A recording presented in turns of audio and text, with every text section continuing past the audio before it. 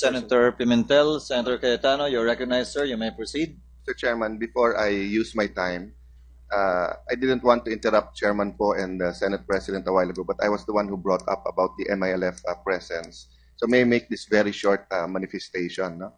Mr. President, I believe in the biblical principle that whatever we sow, we will reap. Kung ano ating itatanim, yan ang ating anihin. Assalamualaikum sa ating mga kapatid na Muslim. And I was told by my friends na mga Muslim na they share the same principle. No? If we plant respect, justice, trust, baka makakuha tayo ng peace. So we are here today because ang gusto natin anihin nga peace. No? But with the letter that we received, Mr. President, I want to point out two things. Number one, the chairman of the MILF negotiating panel keeps saying until fully completed, no? Fully completed yung peace agreement. So may I ask Secretary Deles to communicate with them and ask, does that mean hanggang hindi natin sila binibigyan? Kasi sa BBL, bibigyan sila ng isang Supreme Court Justice, dalawang Justice sa CA. Sa bawat cabinet position, meron high-level policy making technical.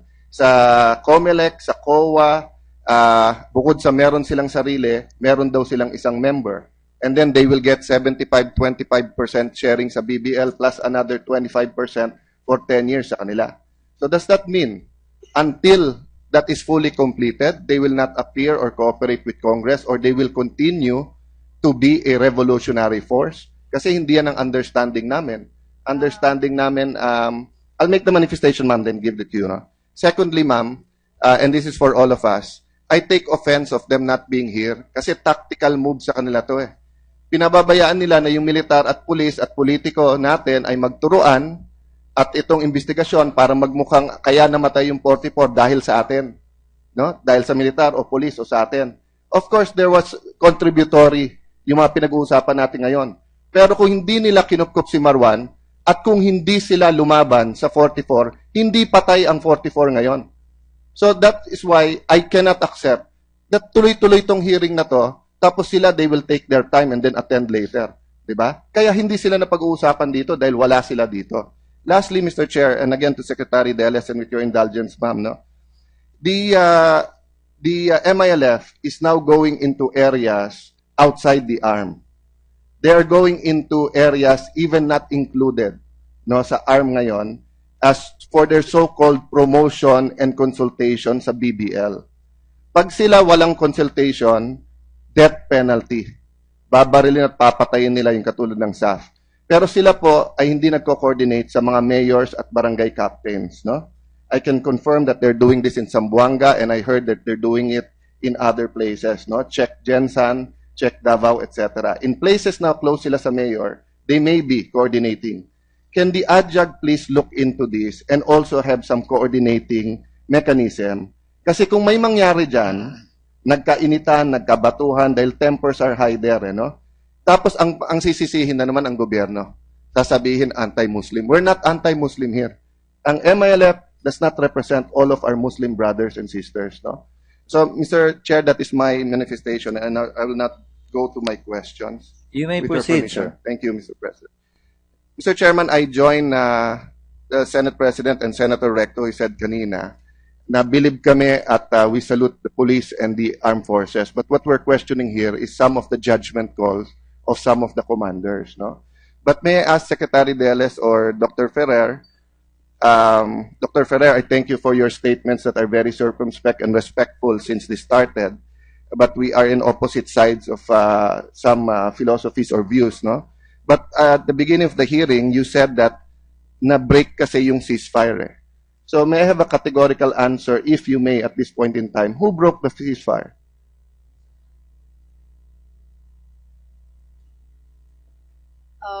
That's a matter for the investigation to verify. But as now, who made the first shot? We cannot really say. No, but you already made the categorical statement that the ceasefire was broken. That was the effect, sir. Well, if they went in for law enforcement operation, that is not the breaking of the ceasefire. No, If not- the MILF shot back, then they broke the clear from the facts from all of the reports that the house of Marwan was not in the MILF camp. It was 500 meters away. So the law enforcers going in is not a violation of the ceasefire, hindi po ba? That's true, sir. It's a very legitimate operation to undertake that law enforcement operation. I think from the reconstruction of the events, either by the AFP or the PNP, we will note that the engagement between the government and the government staff and the MILF is in another village, in another barangay, which was not the site of the actual raid that was conducted by the 84th Okay. BC. So, And that I will take it, ma'am, that what you meant is that the effect is that parang may break ngayon, so you're trying to repair or trying to see kung meron ngang kung someone broke the ceasefire or if you will decide na wala, no? But anyway, ma'am, is it true that one of the commanders, no, who engaged is Commander Tundok? that is not in accordance with the facts that we have. In fact, it was Commander Wahid Tundok, together with Commander Ustads Zakaria Goma, who assisted the ceasefire committee to enter the area and break the fighting. May I ask the AFP and the PNP, do you have the same information? In the news reports and early reports, sabi na yung Commander Tundok, General Napeña? General Sorry, Galvez, General sir. Galvez. Sir, Chairman, Your Honors, I'm the chairman of the CCH, and based on our facts and our dealings with the joint ceasefire crisis team that we have organized, Wahid Tundok and Sakaya Goma was met by the IMT and our team at exactly 11:45 at the house of Sakaya Goma and Kuloy. The question was kung sila ho ba'y nakabakbakan o hindi. Your answer is no. No, sir. So sino po? We don't. Sir, your answer is no because you met them at 11 o'clock. They were met by the joint ceasefire Yes, but crisis team. sir, the fighting started at 5 o'clock. He could have been in the fighting or ordered his men and then met you at 11 o'clock. So the real answer is you do not know. Correct, sir? General Galvez, sir, can you respond to the question As of to your Senator Quintana? information, as at this point in time, hindi. But you cannot be sure that he was not part of the forces at 5 o'clock because it was his men who met them, hindi po ba? It was his command. Sir, Wahid Tundok is the base commander of 118. The unit that has been engaged by 55th SAC is 105. Sino po yung head ng 105th? Sakaria Goma po, sir. How about, sir, those who engaged the other staff members? The other SAC member on 84th, we believe that they were engaged by the BIFF. So none of the men of Commander Tundok engaged. I believe on the list that has been given to us officially by the MLF, all of the casualties, the 18 dead and 14 wounded, belongs to 105. Yes, that's from the MILF, but not from the military or from the police side. Yes, sir. Yes, sir. Okay. May I ask the military and the police and the PNP, do you have any information if Commander Tundok or any of his men engaged? General Pangilinan, sir? On the part of 6th Infantry Division, we did not receive any information that Tundok was with the encounter. Sino po ang nasa encounters sa impormasyon ninyo? Pero on the information that we gathered, it came from the one of base command of the MILF. Again, Your headed Honors. by? Based on our their hierarchy, it is Ustads Zakaria Goma. Your Honor. Goma. Yes, So- Your Honor. So you mean ganun po karami ang tao ni Commander Goma na napaligiran niya yung buong 300 na SAF plus your reinforcements at saka yung ibang lugar. So siya at saka yung BIFF lang. Kasi sa presentation na binigay niyo, wala kayong pinakita na lumampas ng 200 yung tao. Panay 100 plus, 100 plus. So kung yung BIFF at saka yung 105th nagsama, 200 lang yon. Pero sabi niyo, napakalaking heavy fire at ano na sila. Your Honor, hindi po sa amin ang galing na ganun kalakas yung nakalaban ng PNP staff because they were the ones who engaged. Sir, sabi niyo, ni-reinforce niyo, sinabi ni General Katapang. Ni-reinforce niyo at sinabi ba't niyo hindi pinasok? Sabi niyo, sa kapal na ng putukan, even with the armored personnel carrier, hindi mapasok. Yes, Diba? Your Honor. So that doesn't jive with what we're saying that it's only 200 men. And then there were different SAF positions So are we protecting the MILF by saying that it's only the 105th? No, Your Honor, wala naman po sigurong conflict doon sa lakas ng putukan. If you will try to imagine yung sabay-sabay na putok ng 200, if it's 200, napakalas na po ng putukan niya. Sir, 200 sa 3 different locations, di ba? Tapos kayo, 400 kayo sa isang location lang. Yung 300 nila na natira na SAF at saka yung isa pang grupo. Your Honor, wala pong 400 na... Yung 300 na SAF na naiwan. Ay, sa SAP po yun, hindi po... Yes, pero sinabi ni General Katapang kahapon na nire-enforce nila. And then they tried to go in, kaya lang nga masyado makapal ang putukan. So you mean kung sabay pumutok yung mga 300 plus versus kung ano man yung 200 minus yung nandun sa kabila, hindi mas malakas ang putok ninyo? Ang pumasok po na nauna doon sa area yung amin pong DRC, which is a section only. Yeah. Anyway, supported. sir. Yes, sir. Sige, I understand. Baka we're talking about other things, but I will go back to why Commander Tundok is very important, no? But let me go straight, sir, because of the limit time kay General, kay COS natin, no, Chief of Staff Katapang. Sir, I'm sorry, I have to ask these hard questions. As I said, no, I'm a fan of the AFP. But yesterday, masyado akong natamaan dun sa statements nyo. So I have to ask you this direct question. Did the AFP, through your command, sacrifice the 44 in order to save the peace process? No, Your Honor. No, categorically no. No, Your Honor. Okay, then please explain to me why in your interviews and your answer to Senator Estrada, you said the order is only to extricate, but do not engage the MILF because we do not want to endanger the peace process. Yes, Your Honor, that's my statement. So you sacrificed the 44. No, Your Honor, because by that time, the CCH or cessation of hostilities were already inside the area. Yes, but by that time, the MILF was still shooting at the 44. Buhay pa yung marami doon, di ba, at that time? Yes, Your Honor, but So at that time na sinabi nyo, you had 2 missions. Contrary yung dalawa.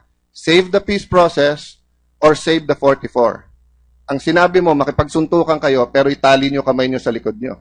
Because you told them not to engage the MILF. How can they get out the 44 and the rest who were there if they cannot engage the MILF? the instruction was to extricate them. And if How can you extricate without engaging them? Pinuputukan sila, nakabaksak na sila. Yes, Your Honor, there was a firefight among the our soldiers and the MILF. No, your command was not to engage them. But when we were fired upon, we have to fire back. Your Then why Honor. didn't you give that order from the start? Why didn't you give the order na kung kailangan makipagbakbakan kayo? Why did you have to say do not engage them? It was the ground commander, sir, who was No, when I there. say you, sir, I'm talking to the officers who made that. You gave the same answer when we talked about the air. You said, kaya nyo hindi pinalipad yung mga helicopters, baka akala kasi ng MI na lumulusob kayo. So what? Your men are there and they're dying, and you're thinking kung anong iisipin ng MILF? No, Your Honor, we were there to fight it out with the MLF. Sir, In that response- wasn't what you said in your interviews, and that's not what you said here yesterday. Ano po yung mapa na pinakita nyo kahapon? Hindi ba aerial? Hindi Yes, ba Your aerial Honor. ang pinakita? Di Yes, ba Your ang SAF aerial din ang pinakita? Bakit po hindi ground ang pinakita nyong mapa? We have a ground map. Yes, Your but Honor. why did you just not show us the ground?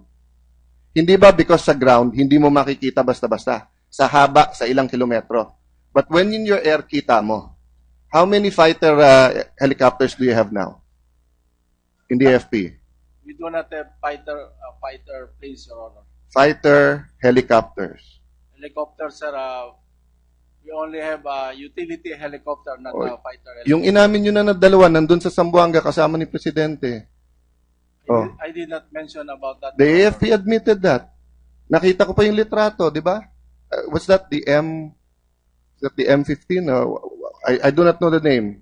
Wala kayong helicopters? Na combat helicopters? Honor. We have a combat helicopter. Oh, yun na may sabihin. Let's not get stuck with the terms. Oh, how many combat helicopters do you have? At that time, we have 2 MG. No, how many have you in the Philippines?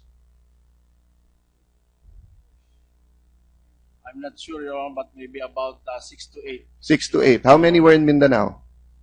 I think there's about 4. In Oh, Mindanao, isn't Your it true, sir? Pag pinalipad mo sa Aba, makikita mo kaagad saan yung labanan? Even without engaging, you just go higher. Hindi ba totoo? Makikita nyo? Yes, Your Honor. O ba't hindi kayo nagpalipad ng helicopter? Your Honor, there was no request for helicopter. So, pag sumisigaw ako ng saklolo, nalulunod ako, kailangan ko pa sabihin sa iyo kung salbabida, vapor, or kung paano mo ako sasaklolohin. Pag sinabi ng pin down ang men, and SOS na, kailangan pa sabihin sa iyo specifically kung ano ang kailangan na tulong. Nung na-cut off na sila, dahil hindi na sila makapagsalita para sa sarili nila, hindi kayo makapag-usap operationally. You know, ako, I'm a fan of these things. I'm now expert, but I read all of this, I watch all of the movies that. Halimbawa sa US Army, they have a contingency for every single event. Did you have a contingency for that? We did not have any contingency because there was no coordination, Your Honor. Yes. In the American president asked them that. Sabi, General, why do you have a contingency for this? Sabi niya, sir, we prepare a contingency for everything. So what if there was no coordination? Nandun na eh. So halimbawa po, yung cellphone na putol. Did you call CIDG to get that kung saan yung cellphone? Actually, Your Honor, there was already coordination on the ground between General Pangilinan and General Napeña. Yes, sir. You can answer for your men. I'm not raising my voice against you. This is against the commanders, no? Did they get the exact location of the men using their cell phones? Did you, General Pangilinan? Did you call CIDG? Did you get the exact location? I was given the location, the grid coordinate. Yes, and then you keep saying, wala ka kasing info, kulang ka ng info, at naputol yung cellphone. Do you know na pwede mong kunin yung coordination through the cellphone companies if you call the CIDG? Your Honors, Sir, can you answer directly my question? Do you know that or hindi? no, Your Honor. Oh, why? General Katapang, how come the military doesn't know that? Because, Your Honor, we do not use cell phone during operation. We use military communications. Why? during Doesn't the operation. Abu Sayyaf use cell phones? Hindi ba nung hinuli, nung tumulong yung US sa cellphone nung gumawa ng Abu Sayyaf? Oh, tumulong sa cell companies, malaman kung sino, nasan sila? You do not use cell phones in your operations. Pero yung target nyo, you can use cell phones. Hindi ba? Alam mo, pag nawala cellphone mo ngayon, General, I can call CIDG, and in 10 minutes, sasabihin ko na saan ka. So, nagkakamatayan yung mga nandun, wala man lang pala may alam sa inyo na pwedeng kunin yung location ng cellphone nila. Wala rin nagpalipad ng helicopter. And for the last 2 days, all I've been hearing here is sisihan dahil walang coordination. Your Honor, indeed, we really wanted to extricate them. In fact, there was, you can see that our forces moved, and there were 3 options that were given, and the armor assets and the men on the ground. But unfortunately, I have 30 seconds to wrap up, General. So I'm sorry, no? My raising of voice is not against you personally. I'm frustrated with all of this. But let me reiterate. Ang ultimate na may kasalanan dito, MILF. So, Mr. Chair, may I just ask to show this, no? Secretary Deles or Dr. Ferrer, do we negotiate with terrorists? Is it government policy to negotiate with terrorists? Your Honor, as far as we know, the MILF is not listed in No. any terrorist list either by the Ma'am, US that is not or yet the... my question. That is my follow-up question. My first question, do we negotiate with terrorists? What is the government policy? Government policy is to negotiate with the armed groups who are fighting the government. Ma'am, and in this please case, answer my question simply. I don't think I the will government has go a to that. policy.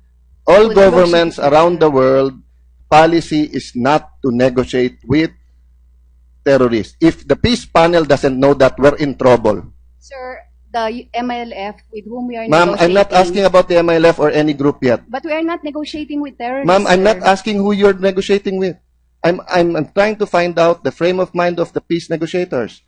I want to know if the government briefed you on the policies of the Republic of the Philippines. So my question, and may I ask the chairman to direct them to answer, is simple. What is the policy of the Republic of the Philippines? Do we negotiate with terrorists? I am not aware of any such Okay, policy. so may I put it on record that we are in trouble because the peace negotiators do not even know that we cannot negotiate with terrorists. Madam Secretary, would you We confirm do that not- we do not negotiate with terrorists? That's correct. Yes, absolutely not. Okay. We don't negotiate. So may I ask terrorists. the follow-up question to Secretary Deles or Dr. Ferrer? Do we negotiate with the MILF? Your Honor. Do we that's public negotiate fact. with the MNLF? Yes, we have the implementation. Yes. How about with the Abu Sayyaf group? No, Your Honor. How about with the Jemaah Islamiyah? No, Your Honor. How about with the Al-Qaeda? No, Your Honor. Okay, so let me wrap up this with just showing this now. Can we go to the next slides? Terrorism in Southeast Asia, implications for South Asia. While the MILF, go to the next slide, please. Sige pa. Next slide. Start with the terrorism in Southeast Asia, no? MLF denies links with Al-Qaeda but has admitted receiving foreign visitors at its bases in Western Mindanao, Philippines. Intelligence says MILF links with Al-Qaeda dated back to the 1980s, when MILF sent an estimated 1,000 fighters to Afghanistan. As early as 1993, Al-Qaeda may have sent the Afghan Arab Ramzi Youssef, who has organized car bombing in the World Trade Center in the U.S.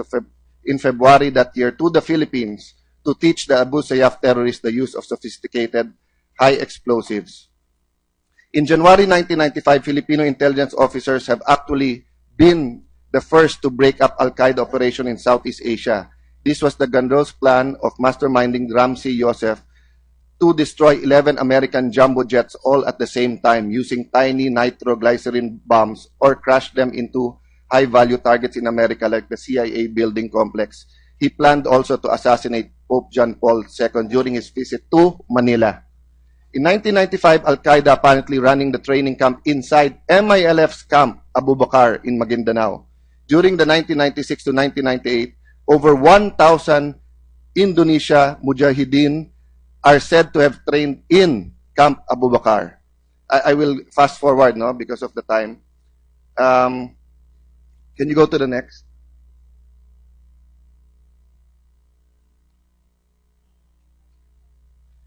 In February 2002, intelligence agencies of both Philippines and Spain have reported independently of an Al-Qaeda training camp in Indonesia. Al-Qaeda MILF interaction led to 400 to 600 Indonesians trained in 1996 to 2001 within MILF. They referred to the Indonesians as the Indonesian Islamic Liberation Front. Fast forward again. Stanford University profile on the MILF. The International Islamic Organization, IIRO, led by Osama bin Laden's brother-in-law, Mohammed Jamal Khalifa, was used as a financial channel for the MILF in order to procure arms and other equipment. In addition to the IRO, Al-Qaeda and Jemaah Islamiyah also donated funds to the Philippine terror group. Number 4, hypocrisies, lies, and truth sa Rappler, which confirms many of this. By mid-1990s, the MILF allowed Al-Qaeda and its affiliates to groups to train, set up camps in the Philippines that cemented the relationship between the Afghanistan. Aside from J and Al-Qaeda, there were others. Iran's Hezbollah used the same network as Al-Qaeda to funnel money, create front organizations, and recruit people. Institute of Defense and Strategic Studies, ito po sa Singapore.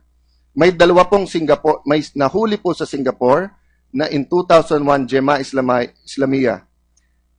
They all admitted receiving training at Al-Qaeda camps in Afghanistan and in the 3 camps, Camp Vietnam, Camp Palestine, and Camp Hudaybiyah. In the MILF's Abu Bakar complex in Mindanao, Al-Qaeda organized and funded training camps on central Indonesian island. And lastly, borders, terrorism, insurgency in South Asia. Beginning 1996, members of the Al-Qaeda-linked Jemaah Islamiyah established training camps in MILF territories. One such facility, Camp Hudaybiyah, was established by Nasir bin Abbas, who would go on to head G. Mastiki 3. Several hundred JI operatives received training from MILF and from succession of Al-Qaeda trainers, including Omar Al-Farouk, who at the time of his arrest, 2003, was the top Al-Qaeda operative in the region. And lastly, the roots of piracy in Southeast Asia. Ito po yung nag-guide ng mga ships. No? I'll shortcut it. They said, Mr. Chairman, that some of the pirate groups in the Philippines are affiliated with the MILF. What is my point here? My point here is we're talking peace to them, but halatang halata na yung si Marwan ay prinotektahan nila.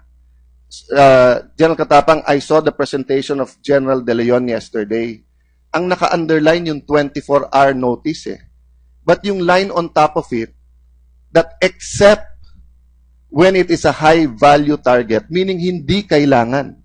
But people are failing to mention, sir, in the PNP, Secretary Roa, sir, nakalagay po doon na obligasyon ng MILF na huwag papasukin sa territory nila ang terorista at kriminal at kung meron, tulungan tayong hulihin. So more than whether we coordinated with each other and more than if we coordinated with the MILF, the bigger question for this hearing, why is the MILF territories becoming the haven for terrorism here in Asia? So let me stop there, Mr. Chair, but I'd like to get a answer from them, whether in writing or in the future hearings, because this will be in the heart of the decision whether to have a BBL or not. Thank you so much for your well-crafted and supported questions, Senator Cayetano. We will now proceed with the Your next... Honor, can we just say a few words, please? Yes, Because Secretary. certain assertions were made. Absolutely. With regard the actual situation between where Marwan was found and the MILF, I think that is subject to investigation, and I understand that when an executive meeting is held, much more on that may be much more enlightenment on that may be given by the MILF, but certainly that is a matter that still requires exactly looking at the ground. With regard what was presented, I think everyone will know that Camp Abu Bakar, which is the camp that was mainly mentioned as having been the place where these things happened and was the haven, that Camp Abu Bakar has been in government hands since 2000. After the capture of Camp Abu Bakar. And that when peace talks were resumed in 2003, this was a very explicit demand, the disavowal of terrorism. So what had happened before that is subject to records and documentation, but before talks were resumed in 2003, this was a clear demand which was monitored by the Philippine government, by our intelligence, as well as international agencies. The policy decision of government to negotiate with the MILF since 2003 has always been accompanied by dependable, rigorous Philippine intelligence. And certainly this will not be allowed. And every time terrorist acts may have been seen as possibly being associated with them, certainly this has always been raised. And the continuation of peace talks with the MILF has always been fully coordinated with our intelligence units. And what the reality is also is that we have come to this point of a comprehensive agreement where the MILF agreed to go through a legal legislative process, fully understanding what that means. And I think you will see the statements that have been made by the MILF of the full respect for the Congress in its legislative prerogative. And that there would be a transformation, and all of those actions are happening now. That includes the decommissioning being put into place, where there are targeted actions that you will see within the next month, as well as the preparation of the MILF to fully transform, which will include the building of a political party. The ceasefire has been holding no single skirmish in the last 3 years because of the ceasefire mechanisms, and compare that also with what has happened in the past, even in the attacks that were made in 2000, where bodies could not be extricated. The whole story, the documentation could not be done for days, and now in 24 hours, you have the statistics on the ground. And you have the MILF now say, yes, they are coming. They are facing the Senate. they are just asking for a little bit more time, and certainly we fully respect the Senate in saying it needs to be sooner, it needs to be now. But they have said they will come. They have not said they will not come. They have also been coming to the Senate and Congress with respect deliberations on the Bangsamoro Basic Law through the BTC, the Bangsamoro Transition Commission, which is the body that they had that drafted that law. So, Your Honors, I just need to put these things on the ground. There is a history. Every armed group in the world that has fought long and hard have had flirtations, you can say, with terrorist groups. But the reality is, since 2003, closely monitored by our intelligence forces, there is no evidence that there are institutional links, and I think our own CCCH will verify that there have been many occasions of cooperation where they helped in the interdiction of lawless and terrorist elements that were found within your communities. Madam Chair, Thank you, just a Your Honor. manifestation, Madam Chair. Okay, go ahead, Senator Cayetano. Just because kung sa susunod round, but I won't ask questions, but just as a manifestation when joined there. Number one, Marwan Ma'am has been with them for the last 4 years. 2006 pa lang, associated na siya kay Umbra Cato. Pero every time na ang SAF mag-coordinate, kahit sa iba, nakakawala siya. Okay? Ang bahay niya ay 500 meters lang dun sa commander ng MILF. So let that speak for itself. No? Pangalawa po, yung sinabi po, wala na yung Camp Abubakar. Yes. Pero yung links po at saka yung kay Marwan, 60 po ang naturuan niya at in and out pa rin ang iba't ibang mga grupo. Ang BIFF at MILF po, wala pa akong nakakausap. Baka mamaya kung may second round, tatanungin ko sa mga militar at pulis. Pero on the ground, yung SAF, yung mga pamilya, yung kanilang mga classmates, mga retired, ang Taguig ay home of the military and police. Wala po pang ni isa nagsabi sa akin na ang BIFF at MILF ay magkaiba. Lahat sila sinasabi, iba lang commander pero sila din. And sabi nila, that's why it explains that the ceasefire is holding.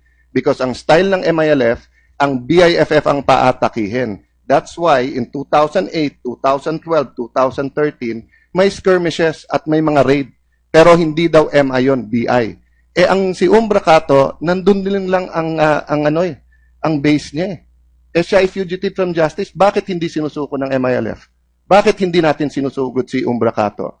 So I admire Secretary Deles. You're want for peace, but MILF has to want it also. They have to give up also. They're being revolutionary. Pero pinapatay nila ang mga polis at saka mga militar natin, tapos sasabihin nila, we want peace. So anyway, Madam Chair, I'll stop there, and I welcome this debate anywhere and anytime. But I will stand pat that right now, no, the reason we are here and the reason why we are mourning is because of the MILF and how they cuddle terrorists.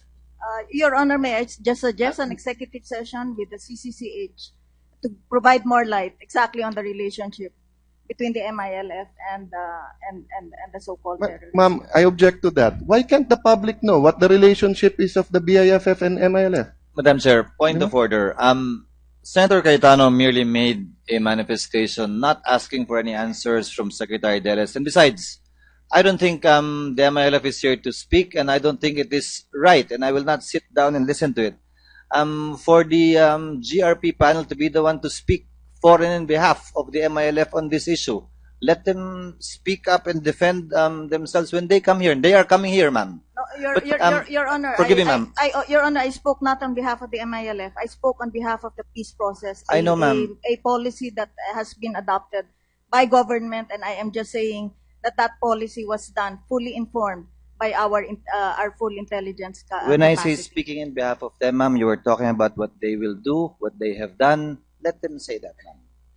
That is all, Madam Chair, and maybe proceed to the other. Thank you, Senator Escudero. and Because, Chairman. ma'am, we have to be able to realize also how much they want it. We see that you really want it, but we want to hear it straight from them. Sir, from the MILF, you have some additional comments. If I may be allowed, Madam Chair, Your Honors, to make some manifestations. I am not intending to respond to I have high respect to Senator Cayetano po and to all the members of the Senate.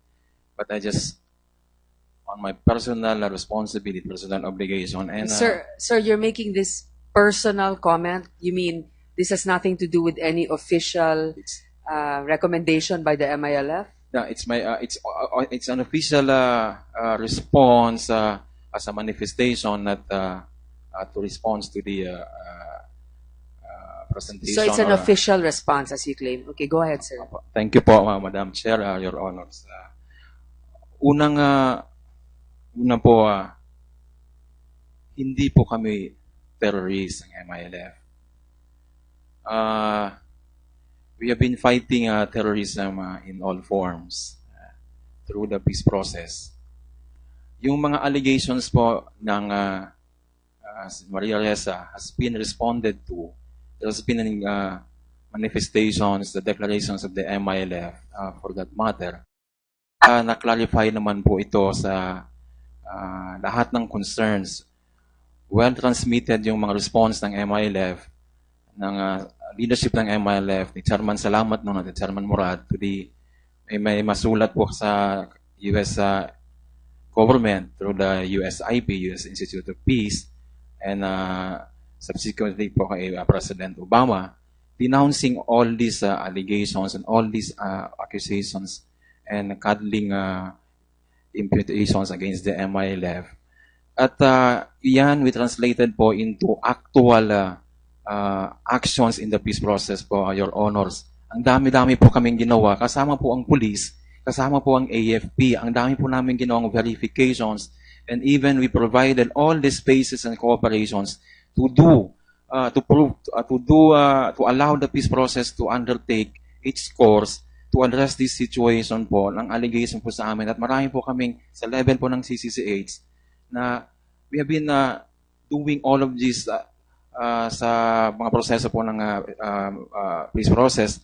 Pangalawa po, Your Sir, Honor, pwede ba kaming bigyan ng kopya ng Opo. mga operasyon na natugis ninyo kung sino man yung mga terorista na binigay ninyong impormasyon sa pulis? Opo, Your Honor, Hihingi Madam po tayo, Chair. and if you want it as a confidential report, we will assess that, sir. Opo, Madam Go Chair. ahead. And if I can just continue last point po. Wala na po kaming kaugnayan sa BIFF. Sumaparate na po sila. Hindi po sila naniniwala sa peace process. At kami po ay committed po sa peace process. We will not sacrifice the 17 years, more than 17 years. Naghirap po ang tao namin, ma'am. All my life, pinanganak po ako, martial law. Ayoko pong mawala itong opportunity. And I respect and I have commended the President in the two statements that he had.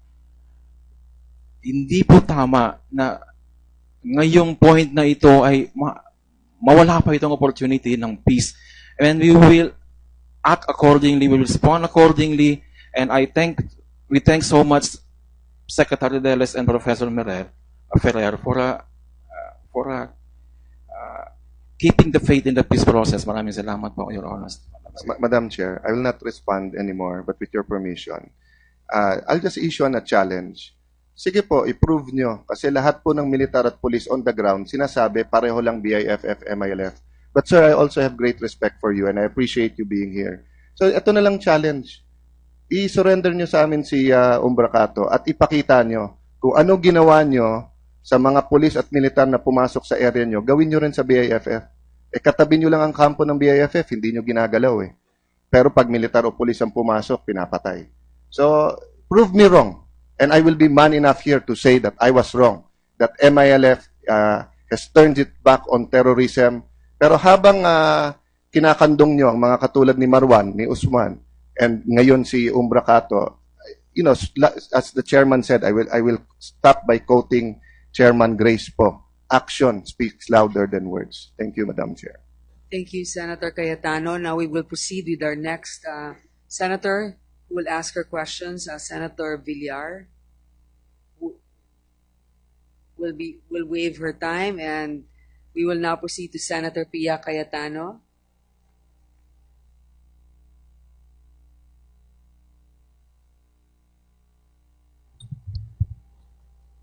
Good afternoon, everyone. Madam Chair, may I make a manifestation which will not be counted on my time, as everyone has been doing, just to make that clear? I will proceed and not react to that. Um, Madam Chair, colleagues, good afternoon to everyone. We all note that all the top military and PNP officials are here, and I recognize and I honor for coming here voluntarily. So are the members of the cabinet, and we thank you for candidly answering questions for more than 5 hours yesterday, and I suppose going on 5 hours also today.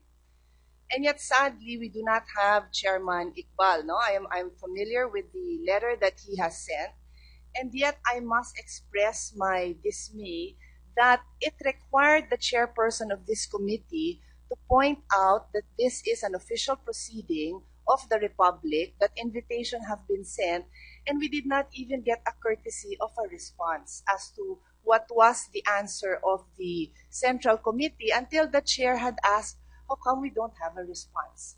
So we did get a response today, and that basically tells us that Chair Iqbal will come at a later time. And again, we also thank him for that. But again, I also express my concern that this is also an official proceeding. We have timelines. We cannot go by MILF's timelines. This is the Republic of the Philippines, not the Republic of MILF. So the timelines are set by this committee. And that is why I feel that for MILF chair to come when they deem it convenient for them is already a disrespect for this committee. Having said that, I also would like to express my concern on the request for a executive session. These members of the armed forces and of the PNP and of the cabinet have come here voluntarily, have basically shown the whole world our faults, our shortcomings, have been criticized in public. Personal yan sa kanila dahil these are titles, these are rankings that they have worked for, and they allowed themselves to be criticized, to be questioned by non-military personnel such as me, for which I thank you for. And yet their counterpart, the MILF, will be questioned in private. Parang hindi ho tama yun. Hindi ho tama na lahat ng tanong, lahat ng pagsisisi, nababaling po sa mga opisyal natin. Dahil sila po ay nagbigay galang sa ating committee. Hindi ho tama yun. So yun ho ang aking nais iparating sa committee na to, na iparating din ng ating peace panel, ng ating negotiators, that it is not fair. This is not fair playing ground even now. It was not fair on the field, and it is not fair now. This is not how we proceed. So I feel very strongly about that, Madam Chair, and I hope the committee will take that into consideration when they review the request of Chair Iqbal for an executive session. On that note, I would also like to put on record that I have followed with dismay and frustration the response of MILF on the return of the firearms and the personal belongings. It has taken 15 days. More than 2 weeks. Nalibing na po ang ating SAF 44. Siguro po, nalibing na rin ang mga MILF na nadamay at ang mga civilian. Para lang sagutin na ibabalik ang government property. 15 days. This is who we are negotiating with. I was part of the group that went to Spain para pag-aralang ang autonomous region nila doon, para bigyan suporta ang BBL. Pero a delay, sabi nga nila, justice delayed is justice denied. How can we proceed this way? 15 days to confirm that they will return official property, 15 days to honor the dead by returning the cell phone, which is the only thing that a mother or a wife can look at, wallets, pictures. I have so much respect for those who have spent their time on this peace process, the process, yes, but also respect what has happened today. What has happened in the last 15 days. We're basically saying that none of these things matter except the signing of the BBL. That is the message that many of us hear, that many of those in the public hear. And that is not the right message. Yes, peace should be pursued at all costs. But what will the process be? So let me now proceed with my questions, Madam Chair.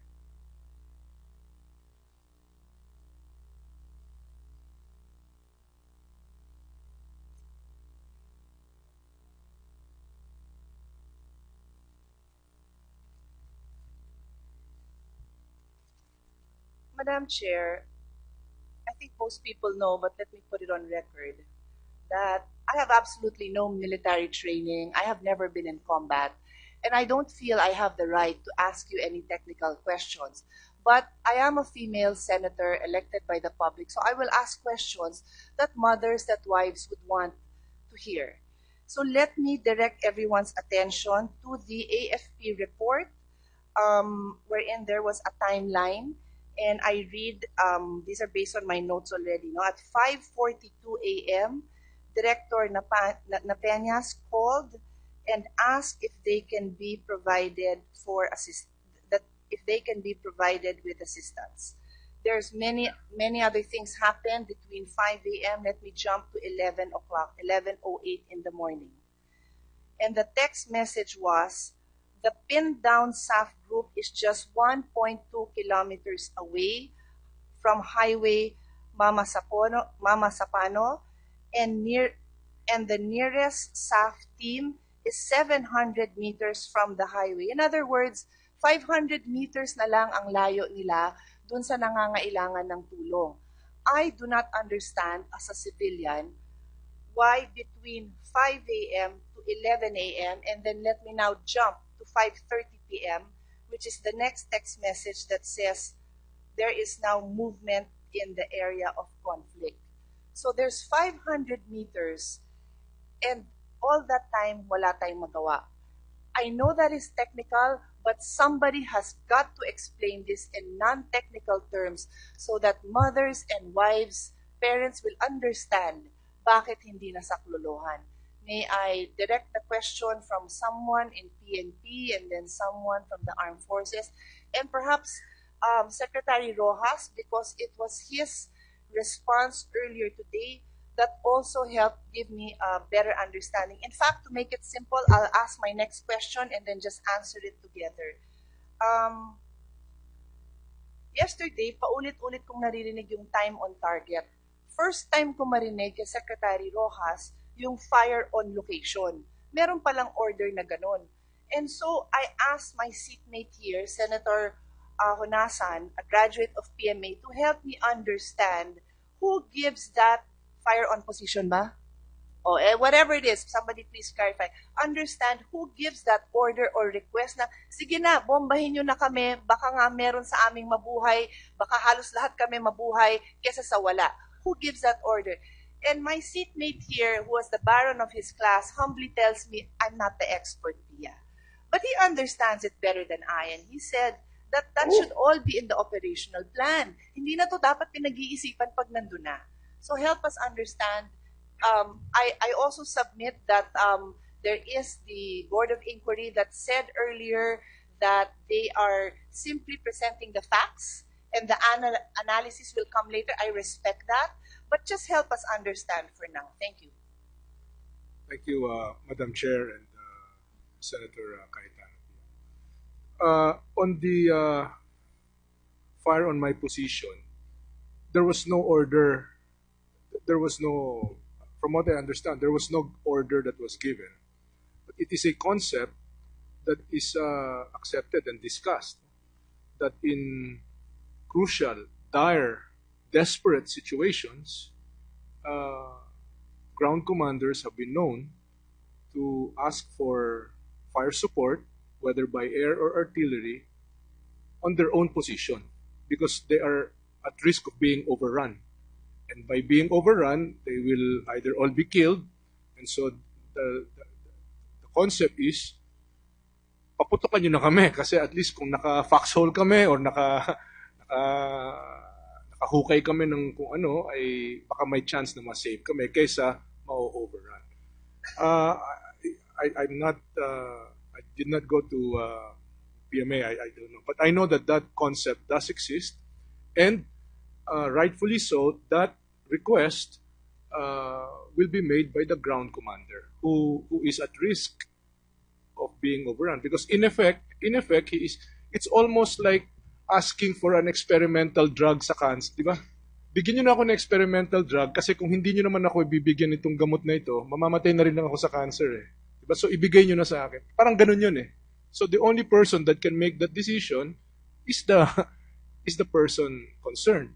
So it would seem to me that the person who can ask for that is the commander on the ground that is at risk of being overrun, which would be the in this case the 55th.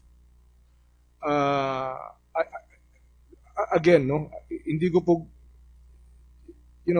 in hindsight, everybody's expert. Diba? Hindi ako nagmamarunong dito, no? Parang yung Monday morning, everything that happened on Sunday, parang anlinaw-linaw.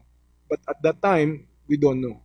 The only reason I brought that up is because nung nagkaroon na ng grid coordinate, tanggap ko na meron doktrina, yung AFP, na it's not just important to say where you are, it's also important to say nasaan ang kalaban. It's also important to say ano ang layo. Because may mga distances yan. Ganun pa man, kung ganun ka-desperate yung situation at hindi ko alam kung ano yung communication na nangyayari between the command posts of the SAF and the command posts of the AFP, between the commander of the 55th and his command post. Hindi natin alam yung ano yung mga komunikasyon nun. But it would seem to me that that could have been a possibility. Now, wala na silang, excuse me lang, let me just check my facts.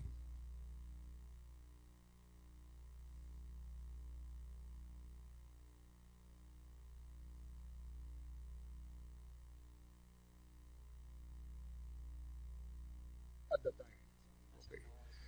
As I said po, Madam Chair, everything is clearer after the fact. No? The survivor of the 55th, si P.O.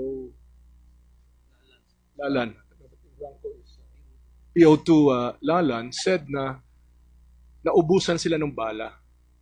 But know that we only know that after he was recovered na. Diba? Hindi naman natin, yung madali magsabi, wala na silang bala, kaya better na patakan na sila ng artillery. But we only know that from PO2 Lala now na nagre-recount siya na naubusan sila ng bala. So, yun lang ang point that I wanted to bring up at that time. For example, had there been communication, although that's not established, I want to be very clear. No? Maingat na maingat po ako rito because nakasalalay po rito yung tiwala ng ating uniformadong hanay sa isa't isa. Diba? So we have to be very, very careful. So had we known at that time na merong ang ganong komunikasyon, wala na kaming bala, naubusan na kami ng bala, at that time, then judgments could be made na, diba? But wala namang ganong komunikasyon. The fact that naubusan sila ng bala, we only know now. Comment, no? Both of us are civilians. So tayo, hindi natin alam kung kailan maubusan. Pero I would think these people here have an idea. If you've been firing for 12 hours, I think you have an idea of how much ammunition these people have. I can't make that judgment. I'm assuming that somebody there should know, even if you don't get that call na wala na kaming bala, they would know na there have been non-stop gunshots for 6 hours. It's now the 12th hour. Wala na siguro. I'm just saying, no? And that's why I said I'd like to hear from Secretary Rojas, who like me is a layman, explains it in ways that I can understand better and the people in general. Pero marinig din natin dun sa technical and then try natin i-interpret in a non-technical manner. Kaya nga ma'am, ang talagang mahalaga na yung testimony ng bawat isa na kinukuha ng CIDG at saka yung text record ng text at mga komunikasyon ay makuha para malaman talaga what did they know. It's clear that as of 6:06 something in the morning, the grid coordinate was already given. Now, is that sufficient to fire the artillery or not? I don't know. The AFP has a protocol. Question would be, an interesting question would be, what did they know to allow them to fire the 3 white phosphorus rounds at 16:30? And how is that so different from 0600 in the morning versus 18:30 ng hapon? 18:30 ba? 5:45? Sorry, 17:45. Nung 17:45, nakapagpatak sila ng 3 white phosphorus. So what were the conditions that allowed them to do that was different from the morning portion? Diba? I think I can only surmise that patay na mga bata natin. Tirahin na natin kasi baka may mabuhay pa, and by then it's too late. As I said, I can only surmise because I don't have the technical expertise and I wasn't there. That's why, ma'am. Again, even after the Senate hearings, we will be going through this so that in fact we can really improve and refine. Ano ba ang protocols na I think that General Pangilinan was raising his hand, Madam Chair. Yes. Well, as I said earlier, I wanted to hear from PNP and AFP. So maybe, I don't know if General Katapang or Pangilinan would be in a better position because he's on the ground. So whoever can give us a more clarity. Okay, go ahead, General Pangilinan. Madam Chair and Your Honor, malaki po ang pagkakaiba yung sitwasyon ng umaga at saka nung hapon. Nung umaga po is wala kaming clear picture, kulang pa kami sa informasyon ng location ng ating friendly forces, yung location ng kalaban, yung location ng mga civilian, ng mga community, kung anong klaseng lugar po ang labanan. Nung hapon, meron na po tayong kumpletong informasyon kasi is nakagather na tayo ng information. Ulitin ko lang po yung sinabi ko kahapon. Sandali lang, sir. Pwede lang para lang mas maliwanag para sa akin, ano? Yung SAF ba na nandoon, familiar sila sa territory such that kaya nilang mag-relay ng specific na information? Kasi that was one of the issues na hindi daw ganun ka-familiar ang SAF na yan dun sa territory. So, can you comment on that? Hindi ko po masasagot yan dahil sila po yung nag-conduct ng operation. But as far as communication is concerned between the SAF that is being engaged and the command group where I am staying, wala po kaming contact. Let me go now then to General Napeñas, no? Did they have enough training in the area to really be able to give those coordinates? Or Yes, ma'am. If I may, ma'am. Yes, Your Honor. Yes, they have the familiarity of the area because we have reconnaissance personnel who have been moving in that area before because that has been already done as early as November 29, then the next one was December 13, and then January 25. As to the statement that Jar Pangilinan was saying that they don't have the location, if I may, as early as 6:22 that they were saying that the SAF troopers, they forwarded already the location. At 7:53 in the morning, I sent a text message to General Talino. Ito po yung contents ng text message. Kasi during that time, si Police Chief Superintendent Talino was already with the brigade commander of the Mechanized Brigade, 7:53 in the morning. Noli, location of SAP troops, grid coordinate 68006, 65717, and 68234, 6506, 65056. Nasa paligid ng first grid coordinate mga kalaban and tuloy pa rin heavy firefight. Baka pwede hingi artillery support. The response of Police Chief Superintendent Talino to me and that morning, sir, as of now, nega daw muna artillery at baka may mga civilian at mga bata. Nag-commit ng 6 armor at about 50 infantry. I sent a text message also to the brigade commander at 8:39. Hiner, that's the brigade commander of the Mechanized Brigade, ma'am, Your Honor. Hiner, good AM. Ito location, marami kalaban. GC 688663, request and direct fire. Wala mga civilian doon kanina pa. Our personnel who are deployed in the field, who participated in the operations, they have the geographical positioning system, a minimum of 3 per unit. That's why if they were saying that they cannot pinpoint with accuracy their location, I beg to disagree, Your Honor, because they have been provided already the grid coordinates and the locations of the enemy, Your Honor. Thank you. Can we bring the can you continue because and kindly respond to that because there are two separate messages that were sent with specific details. Yes, Your Honor. Kaya nga po, pinapaliwanag ko, kulang po yung data. Alam niyo po ba na nalaman namin na may 84th SAC pala nung hapon na?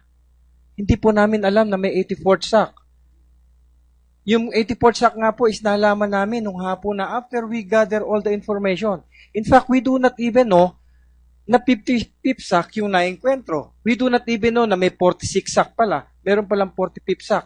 And we do not know the locations of those friendly forces. So, napakahirap po na mag-decide ka na magpa-fire ka ng artillery, this is a bomb, and you do not know kung saan po yung specific na target. Kaya po nabanggit ko kanina na kung pinagsisihan ko ba yung judgment call that time, hindi po. Kasi baka po kung nagpaputok tayo nung mga oras na yon, mas marami po tayong casualties o baka mas malaki po ang problema na kinakaharap po natin ngayon. Yun po ang gusto kong ipaabot sa atin.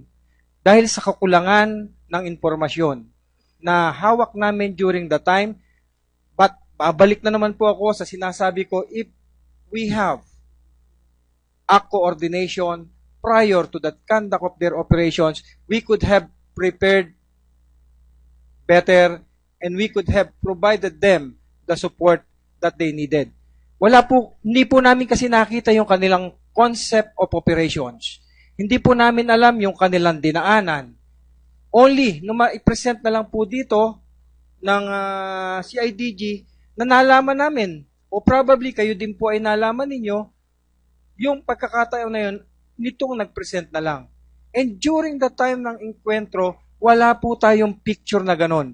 At napakahirap po na mag-imagine ng area of operations.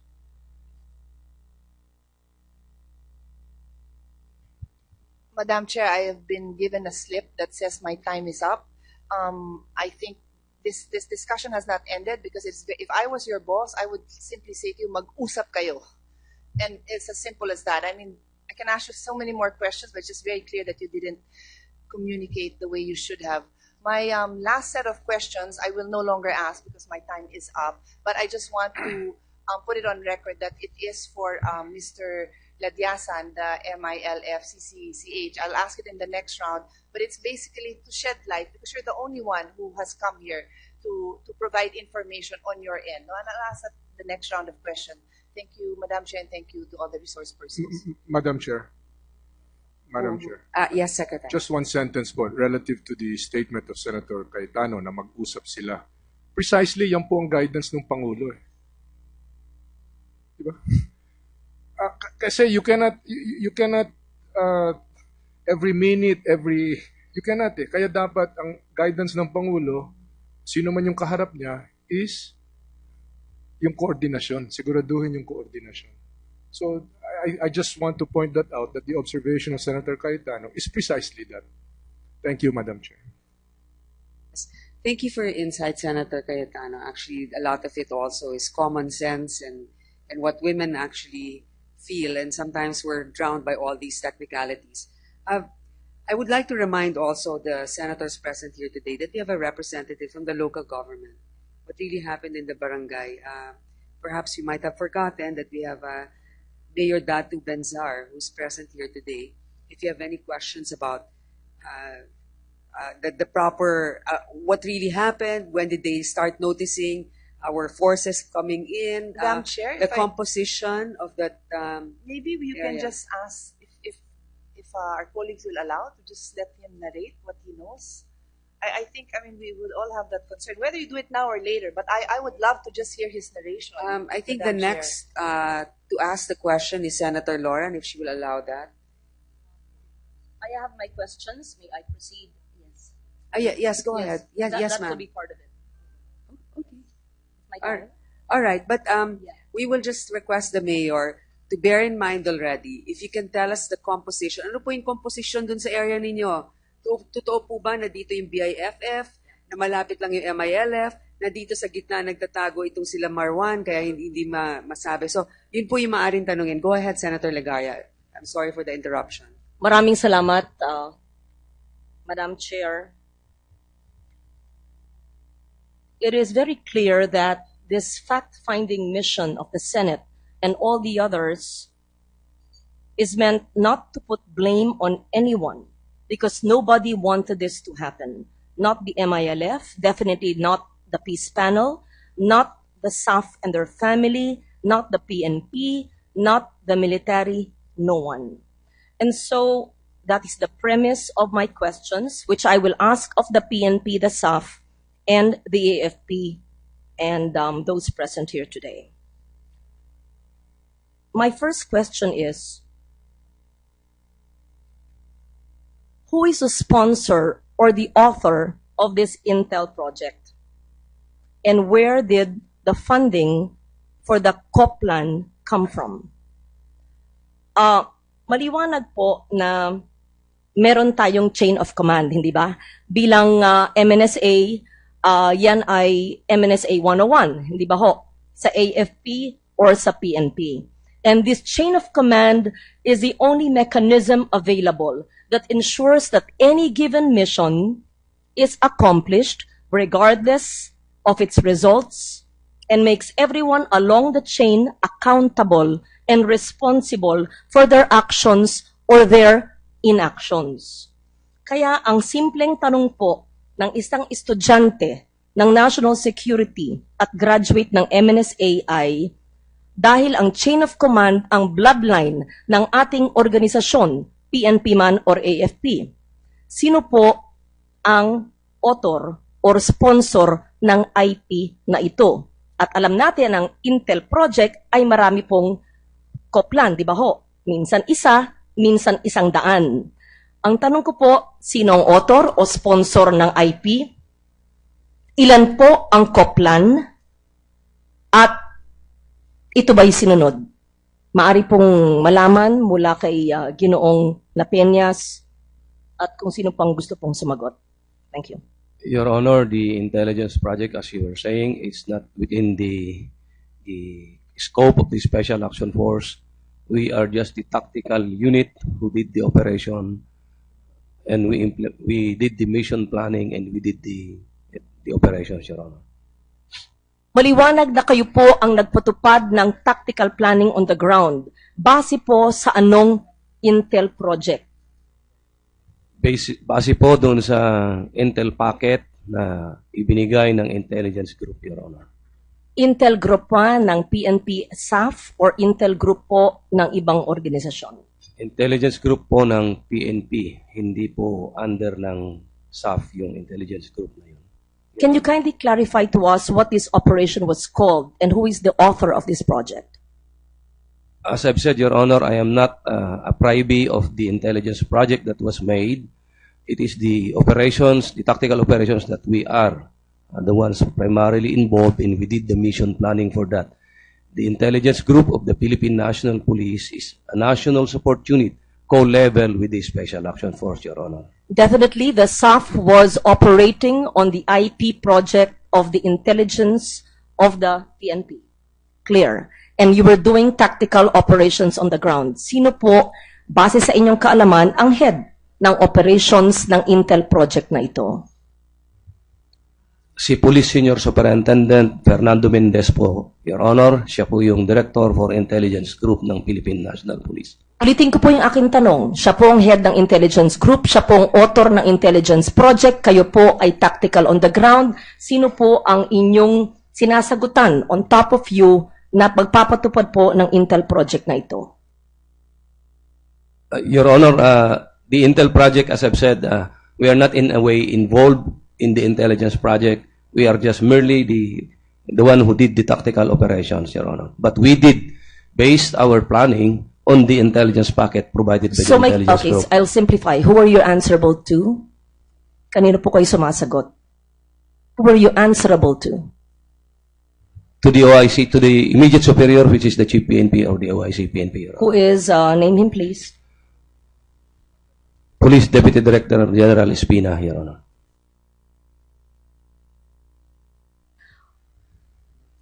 Can you please answer this question, whether the AFP or the PNP? There was an intel project called SALMS, PSALMS, with a specific Coplan stalker focusing on Marwan. Can you kindly confirm or deny this, if it was an AFP project or a PNP project? You also named about the Coplan Exodus, was his PNP, and Wolverine, which has been in the papers. Among Coplan, Exodus, Wolverine, and Psalms, I know that Psalms is an AFP project, which is the Intel project, and which is the Coplan. And which of these actually evolved from one the other that you operationally and tactically did on the ground, General Napeñas? Let me clarify, Your Honor. The Oplan Exodus, it's an operation plan, which is totally different to case operation plan. The operation plan will That's bring... right. Can you name us which is the case operation plan and which is the operational tactical plan on the ground and which is the Intel project and which you were referring to? Thank you. Your Honor, I'm not aware of the Coplan Psalms.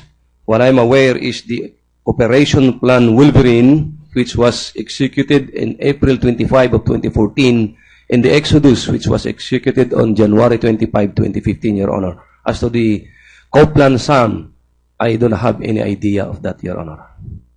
Familiar po kayo sa Wolverine at saka sa Exodus? Yes, Your Honor. Sino po ang author ng Wolverine at ng Exodus? The operation plan Wolverine was approved by Police Director General Purisima when he was then the Chief Philippine National Police in the early part of April. This was presented in an executive session in the presence of the President, the Secretary of the Interior and Local Government, the Chief PNP, Police Chief Superintendent Noel de los Reyes, who was then the Regional Director of ARMM, and myself. And after he was suspended, who took over? Police Deputy Director General Leonardo Espina, Your Honor. Therefore, he would be responsible for this operation. Yes, Your Honor. May I therefore know from the AFP if you're familiar with the Intel project called Psalms or a specific Coplan called Stalker? It does not exist, then tell me so. Your Honor, we have a list of intelligence projects that included this, but may we request that we be given an opportunity to provide an answer in an executive session, as we believe that the requested information has security implications. I respect that, General Katapang. I just wanted to confirm if indeed there was an IP Psalms and a Coplan Stalker. And again, can you answer it here, whether these evolved later on into Exodus and into Wolverine? Your Honor, what we know is the intelligence project Psalm and Stalker, Your Honor. That is all you know, and you were not at all involved with Exodus, which is PNP, and with Wolverine. Yes, Your Honor. Thank you, General Katapang. General Napeñas, maliwanag din po sa anumang operasyon ay meron po tayong threat assessment on the ground, operational plan. Ito ba ho ay ginawa po ninyo bilang head po ng tactical operation na ito? Yes, Your Honor. Yung doon sa threat situation na sinasabi po ninyo, Your Honor, una po na i-discuss dito is yung target mismo. Yung identification niya, yung capability niya, yung armas niya, at saka yung kasamahan niya doon sa exact location ng target. Ang susunod po dito, Your Honor, is yung people analysis, yung other threat groups na nasa paligid niya. Kailangan po malaman natin kasi dadaanan po namin yung paligid niya, yung dadaanan papasok. Ang next na titignan is yung location din ng friendly forces na maaring tutulong po sa atin. Ang titignan din natin is yung terrain kung saan pwedeng dumaan, saan yung obstacles, at saka saan yung mga hindi pwedeng daanan at saka yung tuyo na lugar na pwedeng daanan or kung ano man na klaseng sasakyan ang pwedeng gamitin, kung pwedeng sakyan or boat or by foot. Meron din tinatawag yung pag-aaral, yung weather, kasi tinitignan po natin yung sa gabi, yung maliwanag, umuulan, or yung tuyon-tuyo. We call this yung intelligence preparation in the battlefield, Your Honor. At ito ay pinag-aaralan mabuti ng masusi para sa ganon, mabigyan natin ng sapat na kaalaman yung magkakandak ng operation na siyang maglalakad at dadaanan niya lahat ito at saka kung anong klaseng tao, anong klaseng threat ang kanyang haharapin pag nandun na siya sa area, Your Honor. Thank you. And all of these were communicated clearly to the SAF who were assigned to this operation. Yes, Your Honor. The officers who were involved in the operations, they were involved in the mission planning, as we call it. And all these things were considered and were presented to them first and considered in the mission planning, Your Honor.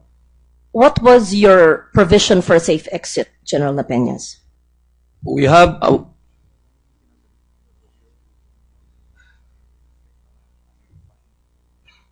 Your Honor, if I may consult my counsel. Yes, may I know your provision for safe exit and the contingency plan? Considering that you say you did a threat assessment on the ground. Your Honor, may I request that that matter be taken not in an open situation because we will be revealing a lot of information with regards to the area. And we'll be revealing how we do operations and that would become known to the other threat groups in the area. Well, sir, excuse me, do you still have an active operation there? Is that why you are asking for an executive session? Yes, Your Honor. Abdul Basit Usman is still in the area. Ma'am, Okay. whether there is an active operation or there is no active that's information, is already information that we are divulging. So the official I response is respect we have that. no comment. Okay. I respect that, and therefore, yes, with the commitment of the AFP regarding the IP and the COPLAN earlier mentioned, as well as its information, yes, Madam Chair, thank you.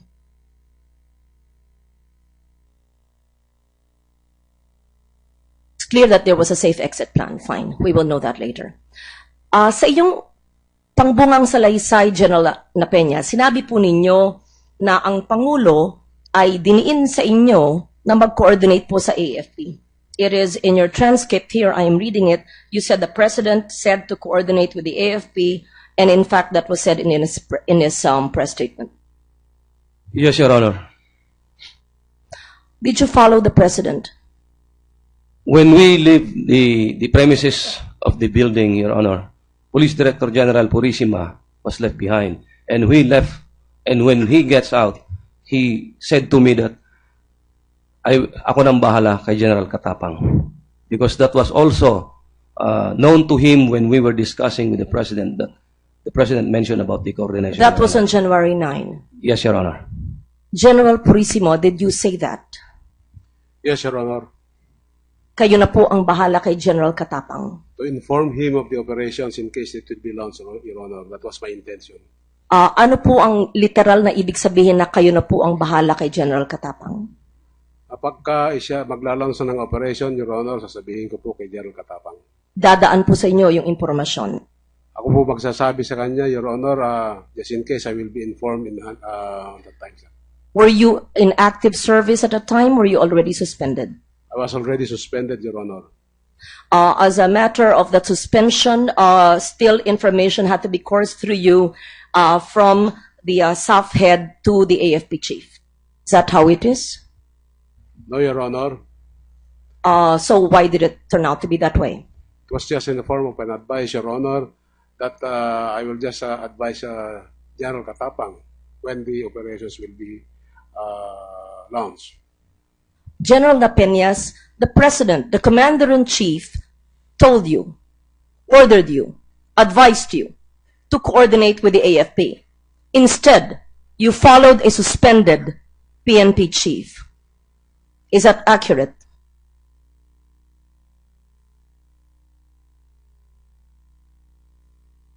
I did not follow the order of the Chief Philippine National Police. That was the guidance of the President. However, I relayed that to Police Director General Purisima because me as Staff Commander cannot go directly to the Chief of Staff of the Armed Forces of the Philippines.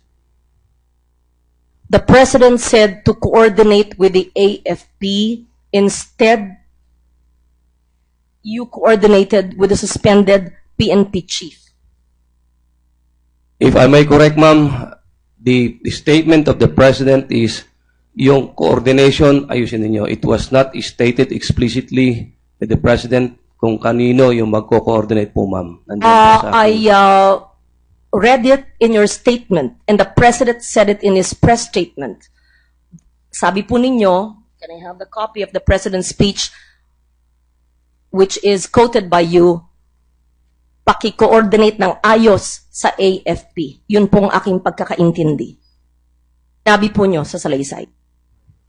Ang nakalagay po doon sa aking affidavit po, ma'am, the President cited about coordination is With AFP. concern about coordination. AFP, sir. If I may refer to my affidavit po, ma'am, na aking pinirmahan. I may be mistaken. That is what I understood. That is what I read.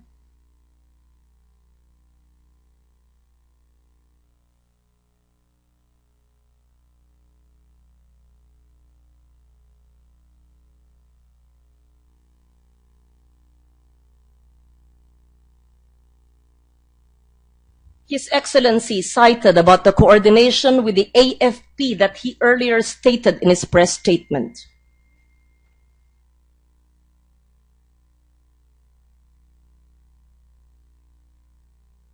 Yes, Your Honor.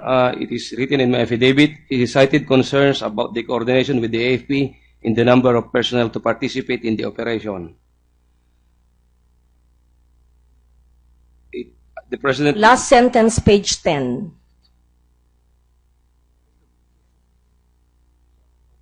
Yes, Your Honor. Yes, Your Honor, I confirm it. I stand corrected, Your Honor, I confirm it. And therefore, I will ask the question again.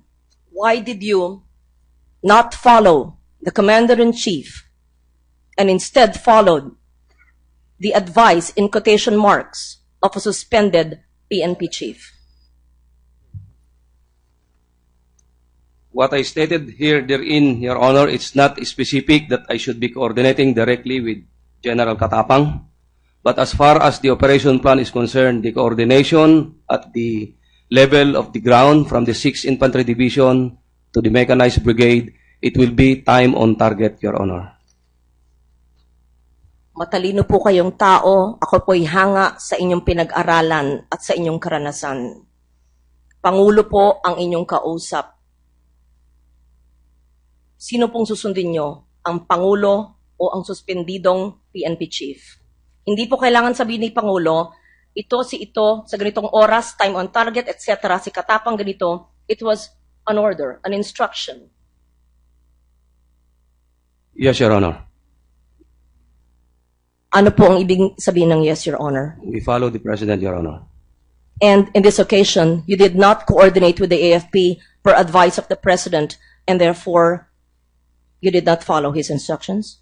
The coordination by myself was done at the ground level at the 6th Infantry Division, Your Honor. That would be that the troops are already on the ground, time on target, Your Honor.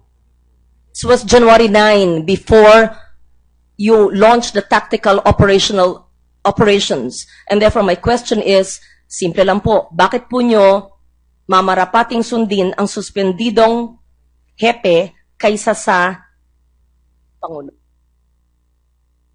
I'm sorry, thank you for the 1-minute advice. I was also granted by Senator Villa with the 5 minutes, which you did not take. Thank you for that.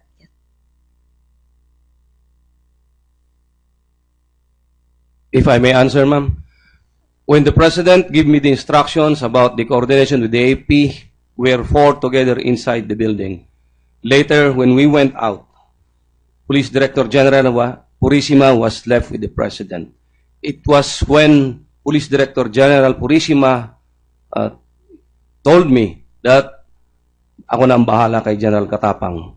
I could only say that I do not know what happened between the President and Police Director General Purisima, but the fact that they were left together alone, I have that inclination that Police Director Purisima saying to me na ako nang bahala kay General Katapang, there must be some whatever reason na ibinigay niya sa akin. Kaya sinunod ko po yun. At yung coordination naman po doon sa 6th Infantry Division at saka yung sa Mechanized Brigade, yun po yung time on target as stated in the operation plan, Your Honor. Salamat po. Sinabi po ninyo na ang SAF binigay po yung kamay o yung finger ni Marwan sa FBI agents. Bakit po hindi sa ating NBI, so sa ating mga Philippine law authorities o enforcement authorities? Bakit FBI? Pangalawang tanong, yung 300 na na-train ni Marwan ay nandyan pa. It was apparently, in my impression, a suicide mission to get Marwan, which was a target, and was still there. But what about the 300 who are still floating around in the area?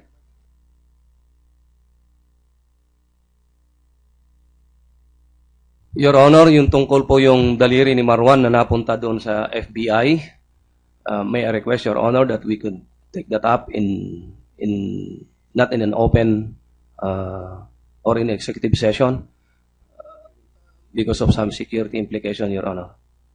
Kung bakit nyo binigay sa FBI at hindi sa NBI o sa SILG o sa PNP chief o etc., hindi nyo masagot kung bakit sa Amerikano or sa FBI at hindi sa NBI.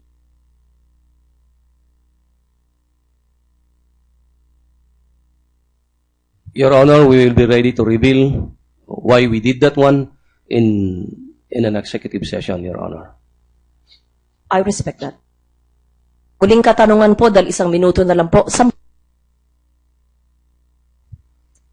General Katapang, kayo po ay binabatikos ang AFP sa kakulangan ng inyong pagresponde sa takdang panahon.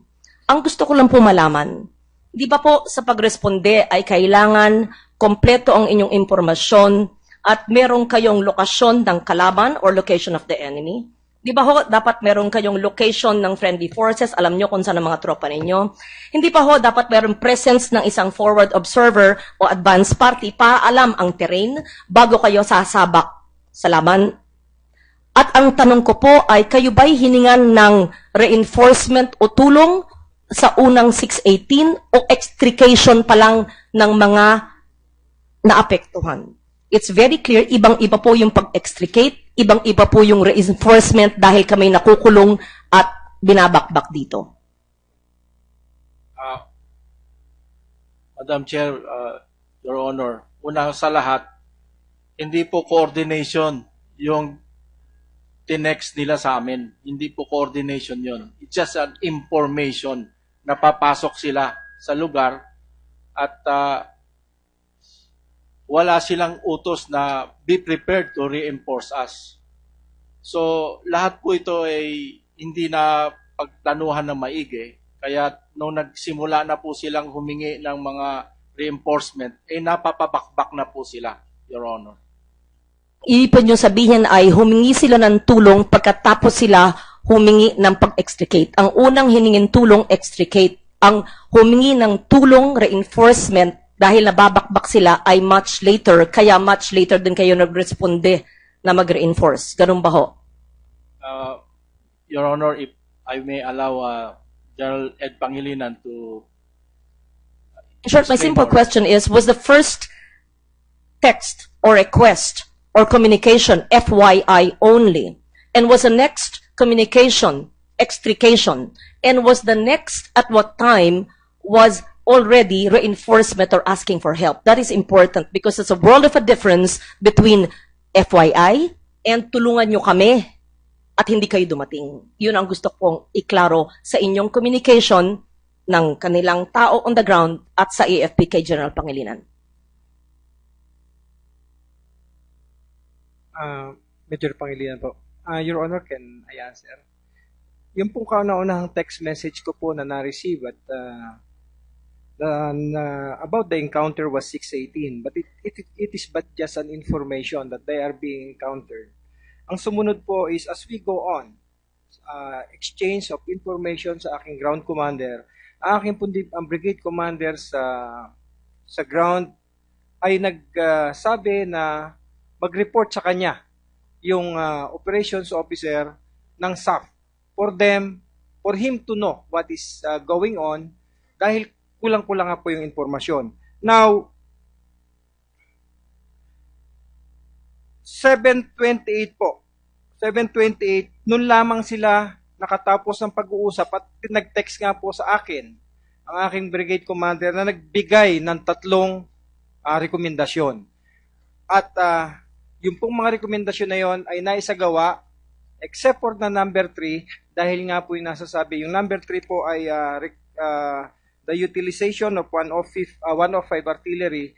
Ang sabi ko po ay hold dahil kulang ang informasyon. But the number 1 and the number 2, yung pong pagsuporta ng ating Division Recon Company at ang ating pong armored vehicles ay naisakatuparan as naka-move sila ng 8:30 at nakarating po sila sa encounter area ng 9:20. Ang gusto ko na rin po siguro, total nabanggit na rin po yung 300 kanina, from the time that they have been encountered, siguro po ang isang magandang tanong, ano ang ginagawa ng other 300 that were part of that operations? Because kami po ay nagbigay ng suporta sa kanila nang galing sa ibang lugar, and yet we were able to provide available troops during the time to provide the reinforcement needed, Your Honor. So it's very clear that the appeal for help or enforcement came much later after the FYI text at 6. So it's wrong for those who try to iba yung usapan, yung pagkaintindi, no? Baka hindi lang naintindihan. Hindi ka agad humingi ng apila, ng tulong, at hindi kayo tumulong. FYI, nandito kami. Hindi nyo alam yung lokasyon, ng friendly, ng etc. Wala. Dahil you were completely out of it because it is not a stalker operation. Hindi Copland stalker to. Nag-evolve into a PNP and only their intelligence knows about it. Kaya hindi nyo alam until much later. Yes, Your Honor. Was there anyone who told you to stand down o wag kayo tumulong o wag kayo magdala ng reinforcement? No, Your Honor. There was no such order. But Your was there someone above you, General Pangilinan or General Katapang, to say, tumulong kayo? Yes, So, Your Honor. Someone who said not to help, was there anyone above you who said to send reinforcement? Actually, ma'am, from the very beginning that I learned of the engagement, I immediately instructed my ground commander to be prepared, monitor and be prepared to provide reinforcement. That's the reason why after the meeting of the brigade commander and the operations officer and the deputy director of SAF, noon lang man po nakapagplano ng reinforcement. But during that time, even such notice, nakapag-provide po tayo ng 1 section of Recon Company and 6 armored vehicle and 1 EOD team that immediately proceeded doon po sa encounter site to assist and to provide reinforcement doon po sa SAP na naengkwentro po, Your Honor. Thank you for that, Madam Chair. May I just remind the 3 pending matters for our executive session, which are very important for this. I thank you for that. Okay. Maraming salamat. I think General Katapang will answer a final answer. Thank you very much, Your Honor, for asking us those questions because indeed, we were just informed 05:30, but there was no request for reinforcement. But we were just informed that they were conducting operations. That's what I wanted to understand and communicate this clearly. There's miscommunication. Kaya po kayo binabatikos, hindi po maliwanag ang pagpaliwanag. Iba yung FYI, iba yung request for extricate, iba yung request for enforcement na apila na kami nakukulong at kami binabagbag. Ibang-iba yun. Kaya ipaliwanag ng ayos para hindi kayo mabatikos, para maintindihan yung mga galaw. Sige po. Thank you.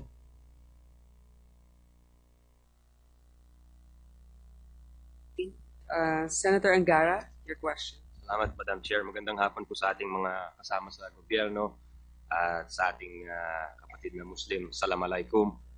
I'd like to, at the outset, Madam Chair, papasalamat tayo sa kapulisan at sa kasundaluhan sa kanilang sakripisyo dito sa mga nangyaring events. Ang klaro po sa atin, Madam Chair, after listening for 2 days, is that merong distrust o kulang ng pagtitiwala between yung ibang services natin, between the armed forces, between the SAF, and between the PNP. No? Kaya nagsolo yung SAF. And this resulted in a successful mission. Nakuha nga si Marwan. Pero dahil nga sa kawalan ng tiwala, ito'y naging sanhi ng kawalan ng koordinasyon at naging sanhi din ng kawalan ng buhay ng ating mga SAF. So ang tanong ko po, dahil alam po natin si Usman, nandyan pa po, si Basit Usman, at malamang marami pa pong nasa order of battle or sa high-profile targets, ika nga, na hahabulin pa ng ating mga kapulisan at kasandaluhan. So ano po yung remedyo po natin dito going forward? Dito sa distrust between. Kasi ang klaro po sa akin, Madam Chair, is that we are asking the police, which is a civilian operation, to perform anti-insurgency operations or paramilitary operations. And yet, they don't seem equipped for it. So, what can the Senate do? What can the government do to ensure mas konti ang mamamatay sa darating na panahon sa ating mga batang pulis, batang sundalo? Because obviously the SAF does not, although its men are very well trained as shown by the protracted battle with the huge numbers, wala silang air. Humingi po sila ng saklolo sa US para sa helicopter. Humingi po tayo ng saklolo sa Army para sa air at artillery support. Tapos, ang tanong ko po kay General Napeñas, totoo bang nawalan ho tayo ng bala sa bandang hapon ho? Yes, Your Honor, that is the account of the survivor, si PO2 Christopher Lalan. So sa 55th ho yun, sa 55th. Yes, Your Honor. Just sa ilan po yung bala na dala po natin sa between the two battalions, between the 55th and the 84th ho? Ang basic load po namin ay 360 rounds, but for these operations, they carry as much as they can, at saka yung kung ano ang available nila na bala, dinala po nila lahat, Your Honor. Parang nakakaawa po yung sundalo na gustong lumaban pero wala na pong kakayahan dahil sa kawalan ng gamit. So, I think that should be one aim of the committee, Madam Chair. Tingnan yung kakulangan sa kagamitan ng ating nabanggit din po ni Director Napeñas na wala po tayong precision-guided weapons. Director Espina is raising his hand, Madam Chair. Sir, hindi naman ho may I just clarify that, sir. Hindi naman ho, sir, nagkulang ng bala. Kasi yun lang ho talaga nadadala na sundalo ng yung mga yung basic load. Kasi other than that, sir, magkakaroon na talaga kayo ng fatigue factor nun. Hindi nyo na kayang dalhin yun. Ang mas importante po, sir, dito yung fire discipline. 55th SAC, naubusan, sir, ng bala in half a day. Yung 84th Seaborne Company, sir, meron pang yun yung main effort. Ang reserba nila, sir, good for 1 day. Kahit pa makipagbakbakan ng 1 day or 2 days. It is because of fire discipline. Kaya malapit lang, doon titira. Pero pagka walang target, hindi nag-i-stray. Kaya it's a matter of training. Both companies have had different training, sir. Salamat, Director Espina. Pero yung point na lang natin is that examine po natin, Madam Chair, yung kakulangan ng gamit natin because we're asking the SAF and the PNP to perform operations which are not really their essential functions, di ba? Mabuti yan nung panahon ni President Marcos kasi may PC which perform both civilian and military operations. Pero ngayon, pinaghati na po natin and with reason, no? Pero it is not the first anti-insurgency mission that the SAF will encounter. The BIFF, the Abu Sayyaf, they're not the only anti-insurgency groups we have in the country. We have other anti-insurgency groups all over. So palagay ko, we have to fully equip our men going forward, Madam Chair. Ang tanong ko po kay Director Napeñas din ho, meron ho bang, kasi wala po to din sa narration of facts ng AFP at PNP, meron ho bang 3 a.m. checkpoint ng 45th IB nung bumabiyahe po ang mga SAF from Pinsandawan to Canalipaw? Your Honor, I have to check on that. I have no information regarding that at the moment. Kay General Katapang, meron ho bang 3 a.m. checkpoint ng 45th IB? I will, Your Honor, I'll refer you to the division commander. Si Major Pangilinan, no? Because the officer on the ground. Major or General ho? Opo, Your Honor. I-check ko lang po yung eksakto. Major General, pasensya na ho. Ibibigay ko po sa inyo eksakto. Tatanungin ko lang po yung commander on the ground. Sa akin lang ho kasi pagka may 400 na kapulisan na dumaan sa isang checkpoint, parang hindi ba alert point na yan na dapat parang sa AFP parang uy, ano yan? Ano bang operation yan, di ba? At kung hindi nyo alam, dapat pinaalam sa inyo nung nag-checkpoint, hindi ho ba?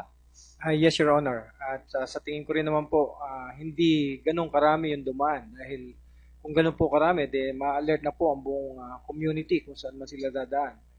Baka nauna yung 12 ho dahil ang balita is nauna yung 12 led by the SAF head si Train, di ba? Baka 12 lang ho yun. Hindi ko po masabi categorically dahil wala po akong information. Pengi na lang hong informasyon. But I can give you soon, sir, regarding that information. Tanong naman po kay Director Napeñas, ano ho yung plano dun sa 319 SAF na nakastasyon ho dun sa Maharlika Highway? Ano ho ang direksyon po sa kanila? Standby lang ho ba sila? Or aantayin po nila yung 84th Seaboard at saka yung 55th? Hindi po, Your Honor. Yung 84th, may kanya-kanya siyang area na nandun sa target. Yung 55th, malapit siya doon sa 84th, yung seaborne. Then yung 45th, there should occupy a certain grid coordinate or a certain location. Then yung 43rd, yung 42nd and 41st. Yun po yung dadaanan na pabalik ng 84th at saka yung 55th pag nag-withdraw na sila, yung exit plan. Yung 43rd, siya yung nag-handle ng security, yung Maharlika Highway na sinasabi po ninyo, Your Honor. So, ang klaro dito is yung 45th, 42nd, at saka yung 41st, nasa looban sila to serve as a containment and blocking and security pag nag-withdraw na yung 84th at saka yung 55th, Your Honor. Salamat ho. Tanong naman ho sa inyo, Director Napeñas, yung mga pulis po na nakastasyon sa MILF areas or mga danger zones ho, sa ARM for example, meron ho ba silang hazard pay o added compensation dun sa banta o sa danger na hinaharap po nila? We receive a hazard pay that's 240 monthly. Then we receive combat pay 1,020 for every 3 months, every quarter, Your Honor. Hindi tinatanggap ng mga pulis yun sa Metro Manila, for example, o kaya sa Cebu, o kaya sa Lawag. Yung combat pay po, Your Honor, that is only given to those yung tactical units, yung maneuver units ng Philippine National Police. Hindi po natatanggap yan ng mga regular police stations, except yung mga nasa critical areas na tumatanggap din po sila. Yung taga Metro Manila o dito sa Laguna, I believe dahil hindi hazardous area yun, wala po sila ng combat pay na yun, Your Honor. How about yung sa kasundaluhan, no, General Katapang? May extra compensation ho ba yung mga sundalo dyan sa mga conflict areas? Ang combat pay po namin, Your Honor, is 240 pesos. A day? Per month po. Per month? Per month po. Bawat sundalo ho? Opo. Nandun na-assign sa field. Pero yung GHQ po, nandito sa headquarters, wala po silang combat. So sa field, kahit saan ho yun? Whether it's Muslim Mindanao, whether it's basta sa field siya? Opo. Kahit sa Aurora po? Oh, yes, Your Honor. May 240 yun? Opo. Yes, Your Honor. Salamat ho. Ang tanong ko po, bakit hindi alam nung AFP, parang dun sa report nung narration of events, na yung 84th Seaborne ay naka-engage pa? Hindi nabigay sa inyo yung impormasyon na inyo? No, Your Honor po. In fact, so, akala nyo tapos na po yung putukan nung may ceasefire between the 55th at saka sa pumasok na po yung AJAG? Yes, Your Honor.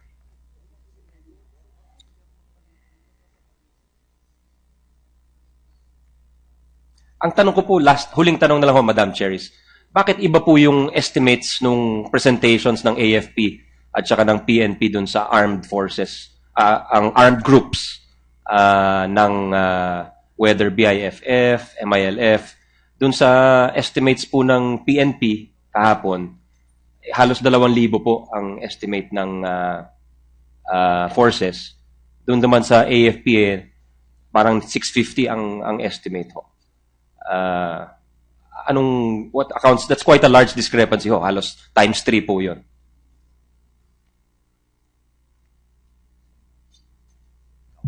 Your Honor, I'm Lieutenant General Guerrero, the Commander of Western Mindanao Command.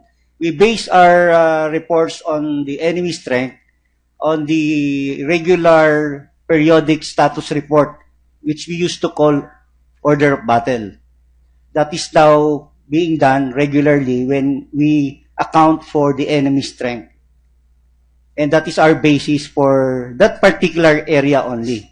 Now, if we're talking about the entire enemy strength, that runs into thousands. But we are just talking about the scene of incident, and that is about 650, Your Honor. Yung barangay Tucanalipaw. Including the vicinity of those affected areas. Sir. Okay. Sige, oh.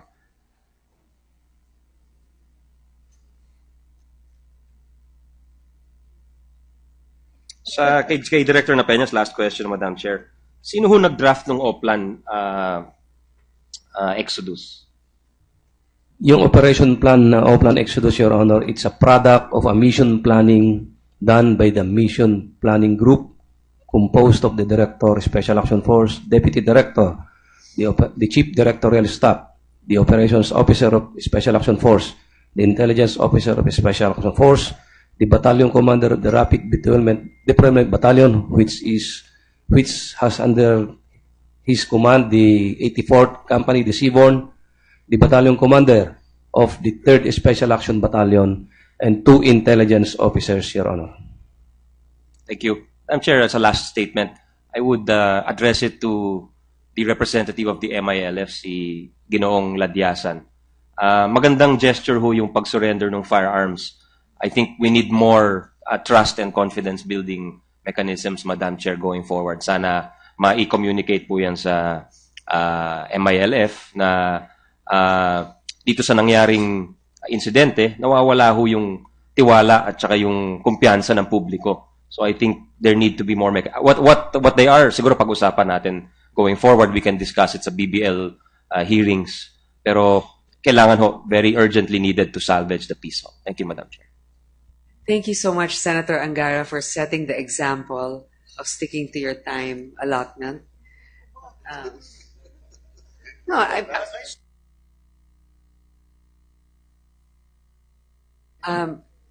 General Espina. Ma'am, may I request something, ma'am, on the matter of AFP-PNP relationship? May I please request that kung sakasakali man pong merong hindi pagkakaintindihan or yung with this setting, could it be construed or limited dun sa maaring nangyari lang sa situation o yung mga personalities, individuals involved? Kasi ma'am, sa katotohanan lang po, honestly, very truthfully, the relationship of the whole armed forces of the Philippines and the Philippine National Police nationwide is very vibrant, very close. Baka lang ho merong hindi pagkakaintindihan on the ground in this particular case. Wag po sanang, if I may request your honors, for the benefit of the public, hindi po nag-aanong AFP-PNP eh. Ito lang pong particular case, baka hindi ho lang nagkaintindihan. That's my request, Your Honor. Thank you for setting that for the record. I think Senator Honasan would like to comment on that, or are you going to go ahead with the questions of Senator Revilla and his manifestation? Madam Chair, maraming salamat po. Actually, Madam Chair, inatasan po ninyo ako. Nabasahin ang isang statement galing kay kagalang-galang na Senador Ramon Bong Revilla. Sa paintulot po ninyo. Opo, hindi naman po ito makakabawas sa oras. Opo. Sa inyo po. Go ahead. Ito po ay galing kay Senador Bong Revilla. Babasahin ko po. Ang inyo pong lingkod ay buong pusong nakikiramay sa mga naulila ng ating mga pinakabagong bayani na nag-alay ng kanilang mga buhay para maisakatuparan ang napakahalagang misyon na in-neutralize ang isang kilalang terorista. Kung hindi na isakatuparan ang misyong ito, siguro ay mas marami pang buhay ang sisirain ni Marwan kung nanatili pa siyang buhay. Hindi matutumbasan ng salita ang aking pagsaludo at paghanga sa inyong katapangan sa walang pag-aalinlangang paglingkuran ang ating bayan. Kung nasaan man kayo ngayon, maraming salamat po sa inyo. Hinding-hindi namin kayo malilimutan. Wala po tayong ibang nais ngayon, kundi higit pang bigyang katarungan ang kanilang naging sakripisyo. Kapayapaan, higit sa lahat, ang nais nating makamtan. Kapayapaan na base sa katotohanan na may kaakibat na katarungan sapagkat kailanman hindi maaring magkaroon ng tunay na kapayapaan kung walang hustisya. Tungo sa hangaring ito, nais nating mangibabaw ang katotohanan at mula doon ay matunto nating pare-pareho ang mga paraan para mas mapabuti pa ang ating mga prosesong pangkapayapaan. Maraming salamat po. Maraming salamat po, Madam Chair.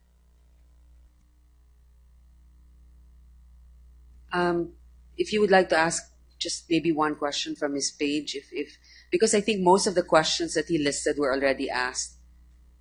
Yes, Madam Chair, I went briefly over the questions, and I think most of them have been asked. Then we shall proceed now with our questions with the other senators. The next is Senator Trillanes. Thank you very much, Madam Chair. Before I start my line of questioning, just a short manifestation because I believe every senator has availed of that privilege. Well, just in defense of the armed forces.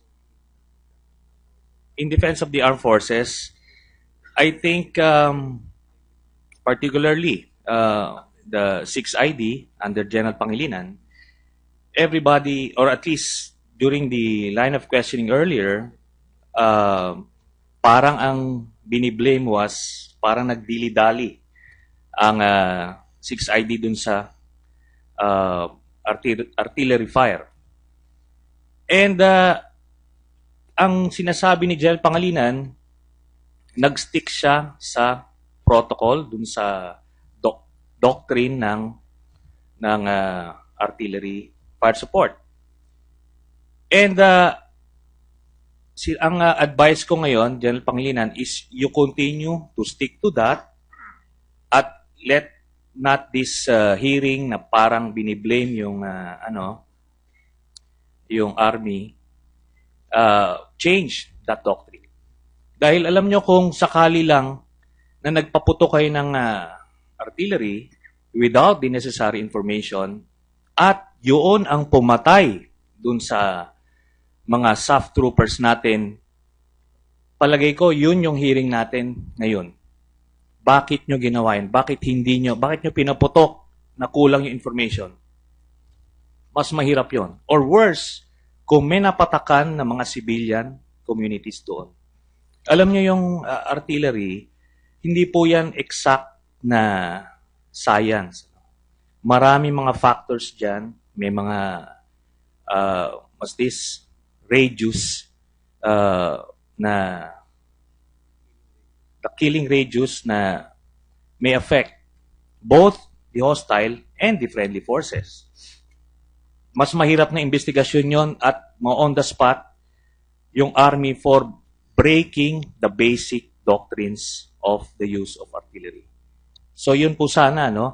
Kasi marami naman sa atin dito hindi familiar dun sa mga doktrina na yon, kaya parang iniisip na parang ano lang ito parang 911. Tawag ka rito, dapat nandito na. Putukan nyo to, andito yung grid coordinates. It's not that simple. At yun yung hindi ma-articulate ng ating mga army officers because precisely it's very complex at tayo, mga simple lang tayo mag-isip para tayong mainipin.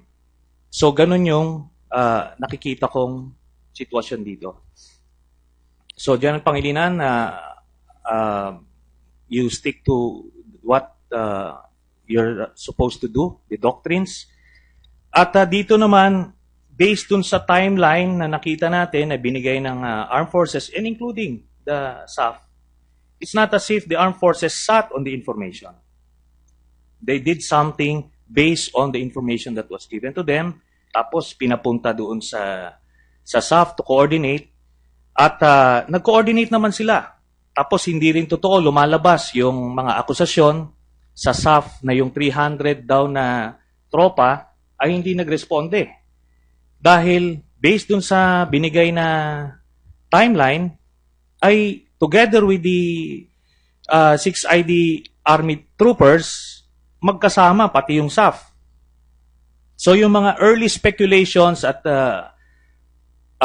this information ay proven to be not true. Ano? So, yan yung mga kailangan at least born out of this investigation ay lumiliwanag. At now, Madam Chair, I can now proceed. Secretary Gasmin, I remember back in 2012, we had a similar incident about the Albarca, which around 15 SF troopers died in the similar fashion. And born out of that investigation, meron tayong sinabi, sir, di ba? Yung tungkol dun sa inter-service rivalry, yung score culture.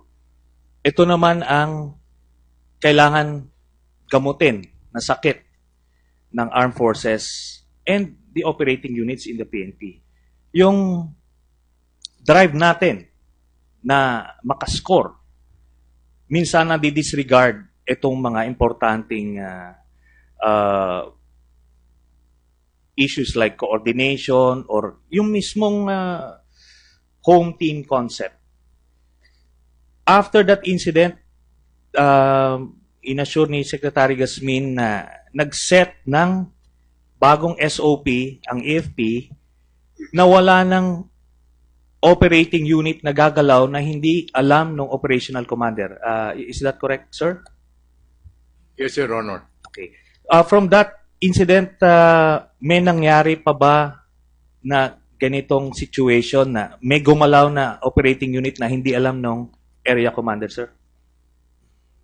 Well, sa nalalaman ko, ito pa lang ang naging hindi pagkakaintindihan, but all the rest nagkakaroon na ng coordination.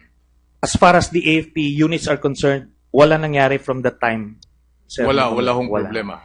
So, yun yung sinasabi ko kay General Espina kahapon. Kung nangyari ngayon yan, may mag-ooperate ulit, meron na bang SOP in place na walang gagalaw na operating unit pagka hindi na impormahan yung area commander? General Espina, sir? Yes, sir. Meron naman po. Okay. Tapos everything also, sir, is very situational. Pagkakailangan, di gumalaw. So, in that sense, kung may hindi na mangyari yan effective today precisely because of that SOP sa PNP, and there is already an SOP in the AFP. Sir? Yes, sir. So, yun ang importante dito kasi dahil in our process of finger pointing, baka na-overlook pa natin itong mga importanteng ito na baka mangyari. If not today, tomorrow. Because wala pang SOPs in place. So, I'm glad na nakikita natin yan. Now, I will now proceed to the CCCH and ADJAG. Apparently, the request for a ceasefire from both camps came in during the early hours of the 25th. Ang nangyari dito is it took them at least 6 hours bago na-effect yung ceasefire.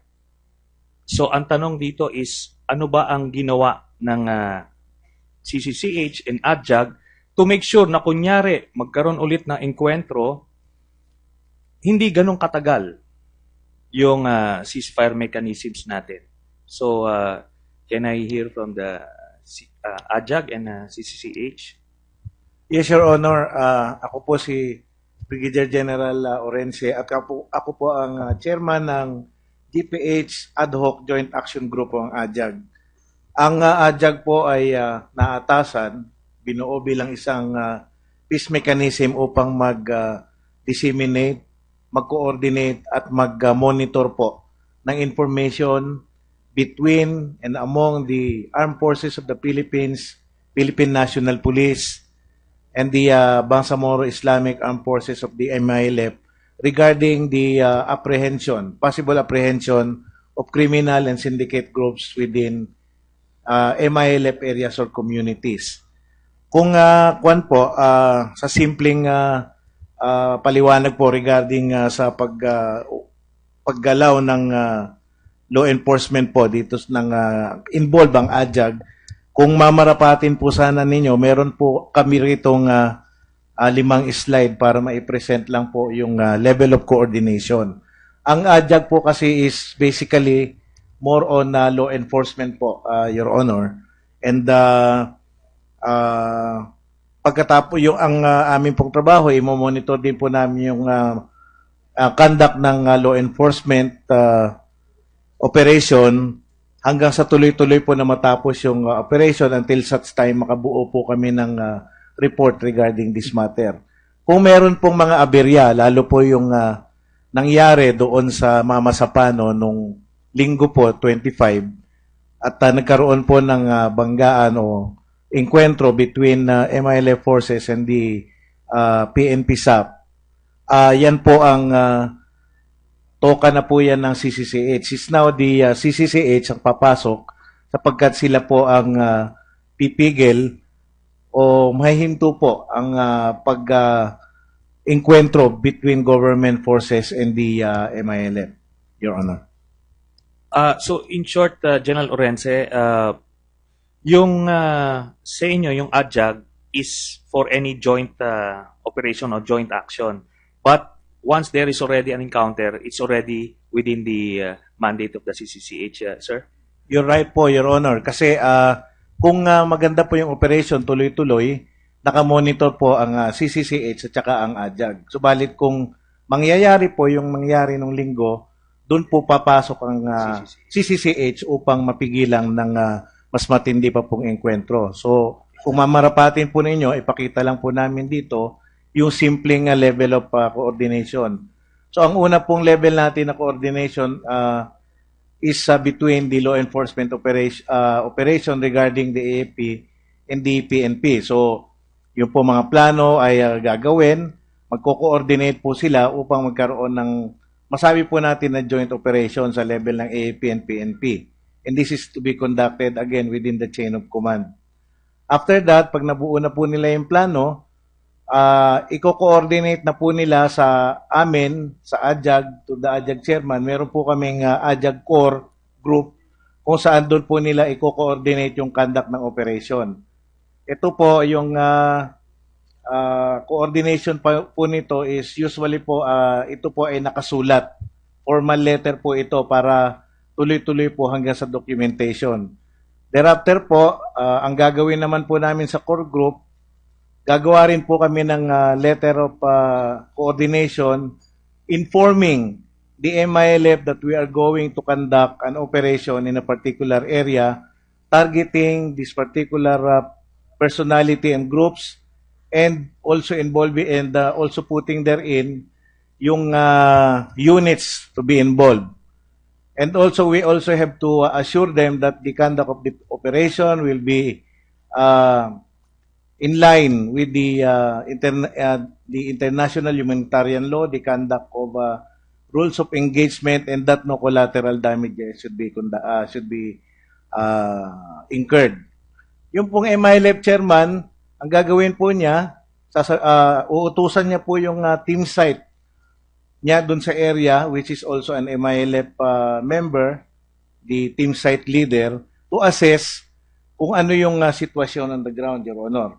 And at the same time, he also informs the Central Committee para meron pong coordination on what's happening on the ground at kung ano po yung pwedeng, ano po ay yung magiging aksyon ng Central Committee, whether if there's really a need for MILF forces on the ground to be relocated just in case na pumasok po yung ating tropa. So within the coordination will be conducted more or less 24 hours. So they will convey to us that there will be no impediments on the operation, and we will now inform sa sir yung ating law enforcement agencies to conduct now the operation. So yan ang level niya. Thank you very much, General Rense. But ito ba na-practice na natin ito, sir, sa ground? Nag-work na ba ito? Yes, sir. In fact, sir, we have here the examples of successful coordinated law enforcement operations. So I think there are 4 cases.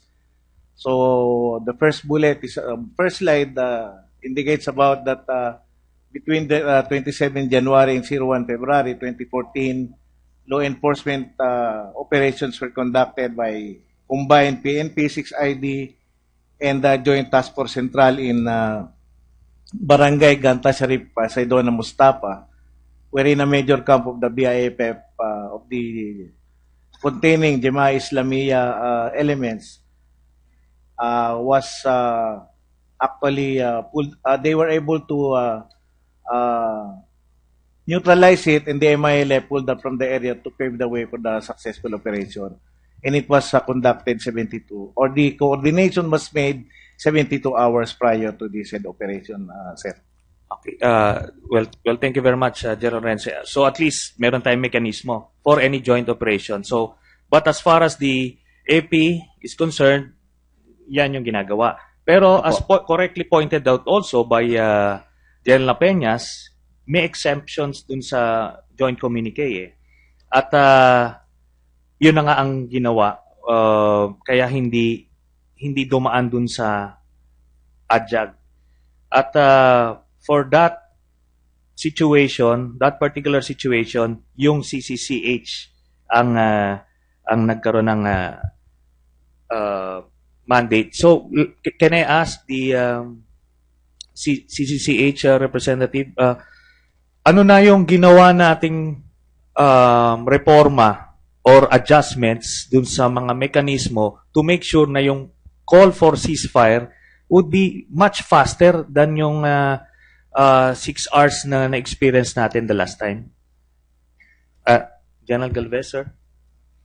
Your Honor, Madam Chair, if we will improve the mechanism of ceasefire, we will be recommending to the honorable body that the PNP, at least DRDO or a rank of general, should be included on the ADJAG and on the CCCH.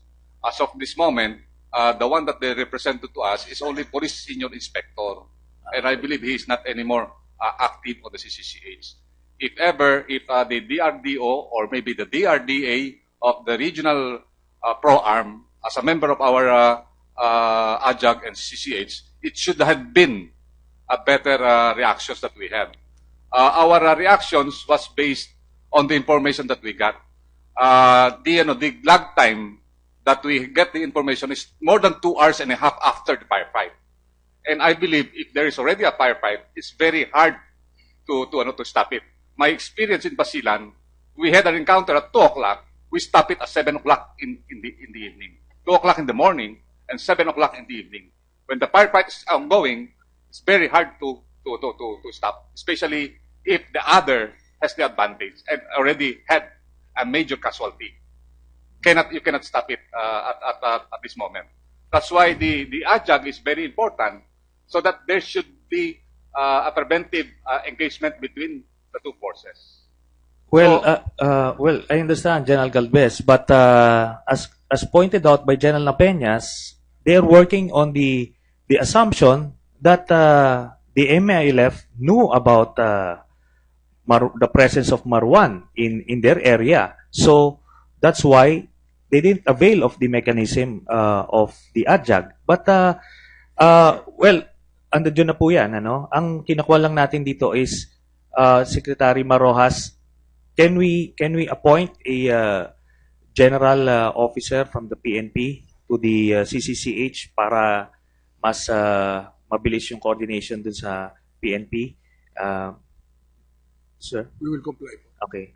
Thank you very much. And yun lang naman, let's continue to try to improve the mechanisms. I understand totally ano yan, mahirap mag-break in the heat of battle. But we should continue to try and look for ways to make sure that the duration would be shortened. Para the sooner magkaroon ng ceasefire, the better for both sides. General Orense. Your Honor, meron lang po akong ika-clarify regarding yung sinasabi po nila na exemption as in the para 6, I think, of the implementing guideline. Yung exception po na yun, sir, is that is ang normal po is the coordination should be made at least 24 hours.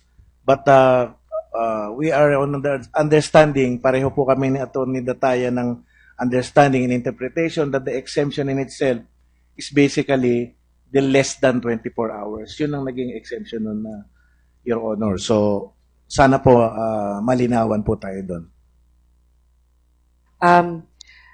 I know we should be wrapping up at this time, but Senator Escudero will not be in on Thursday for our succeeding hearing. He will be a new man by the time he comes back here on Monday, so we will give him the floor and extend a little bit. And congratulations ahead of time. I don't know if I should thank you, Madam Chair. Nais ko lang po sana tahiin, konting pasensya na lang po, yung ilang mga binanggit ng ating resource persons. For General Purisima, sir, sabi nyo nung January 9, kayo na ang bahala kay General Katapang. Ano pong ginawa nyo kaugnay ng pahayag na yun? When did you inform General Katapang, if you did? I informed General Katapang, Your Honor, on January 25. At what time, sir?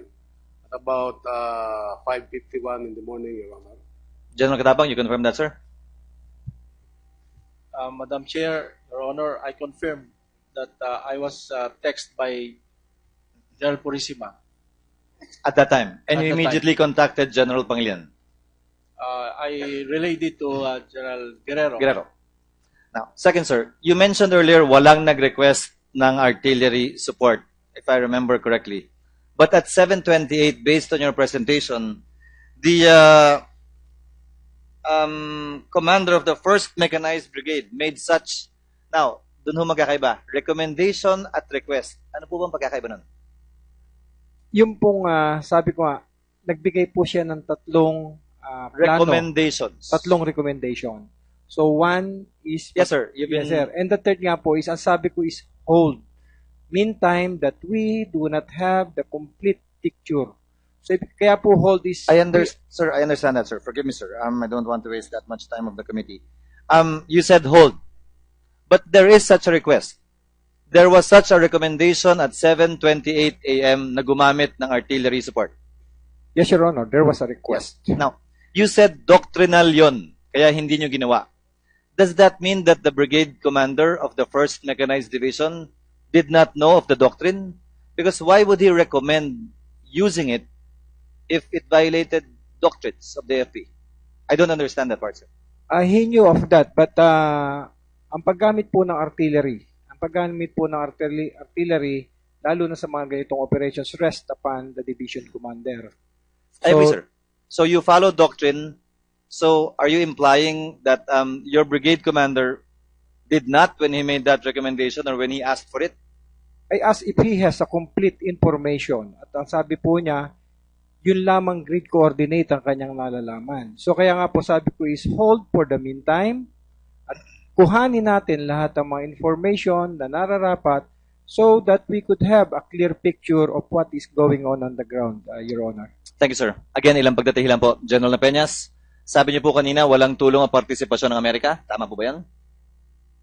Tumulong po sila doon sa medical evacuation. Hindi po. Sa pagpaplano, sa pag-implement, sa ibang bagay maliban sa pag-save doon sa ating troopers. Wala po, Your Honor. Hindi kayo nag-usap tungkol dito bago nun?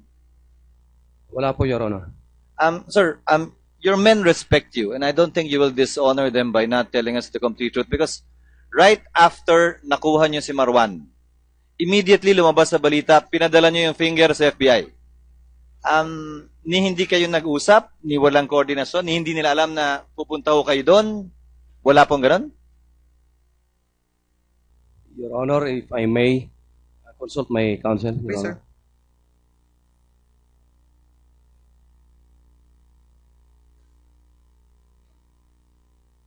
Your Honor, that's the same question raised earlier, wherein we requested that this be taken in the executive We will session. ask that again, sir. Second, sir, in your operational plan, did you assume that given that we had peace talks with the MILF na hindi sila makikialam at hindi kayo lalabanan? Was that an assumption that you made when you were planning this mission? No, Your Honor, we prepared that the MILF and the BIFF may intervene in the operation, Your Honor. Third, sir, may CAFGO po ba na katulong kayo dahil ang nabibilang lang palagi na napatay ay SAF? Meron po ba kayong kasamang CAFGO o kahit na sinong civilian sa pag-guide sa inyo sa area? Wala pong CAPGO, Your Honor. Meron dalawa na civilian na ginamit. Dalawang civilian guides? Yes, Your Honor. Guide lang po, balit tao po ng SAF yun. Hindi sila police, hindi sila intel, civilian lang talaga. Civilian lang po, Your Honor. Hindi CAPGO, hindi police na iba. Civilian lang po, Your Honor. Did they survive, sir? Yung isa po nag-survive, Your Honor. Yung isa namatay. Thank you very much, sir. For General Espina, sir, I've been hearing of the chain of command in the PNP. I know that's a military concept, but I'd like to ask, there is a similar concept with the PNP, right? Yes, sir. Does that include the Secretary of Interior and Local Government? Chain of... Hanggang sa Chief PNP po talaga yung sa PNP lang. Pero, we are supervised by NAPOLCOM, which is chaired by the SILG. I know that, sir. That's under the law. That's one of the things you might have to look at. My question is, kasama po ba ang Secretary of Interior and Local Government sa chain of command?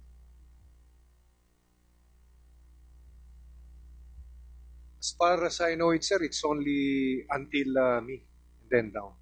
Sa PNP, sir. Sa PNP nga po? Opo. Because the Secretary of Interior and Local Government is the chairman of the NAPOLCOM. Yes, sir. And he exercises supervision through the commission Yes, as sir. chair. Opo.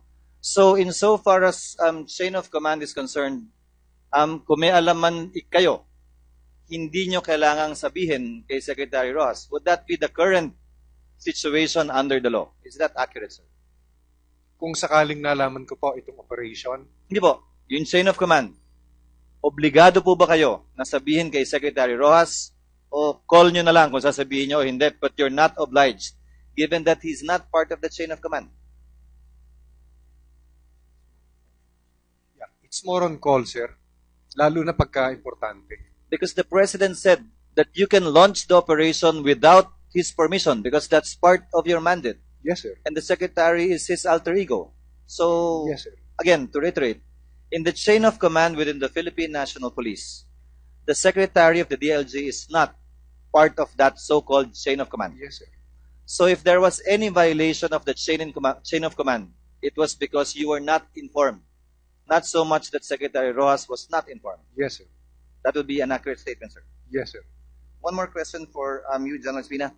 Is it true that the PNP requested for Harris radios over 2 years ago, but that was not provided? I ask this question because there are issues on interoperability that might have been addressed 2 years ago had this been done.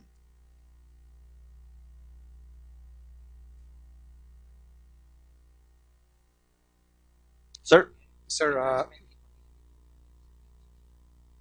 was informed that it is included in the enhancement capability program of the SAF.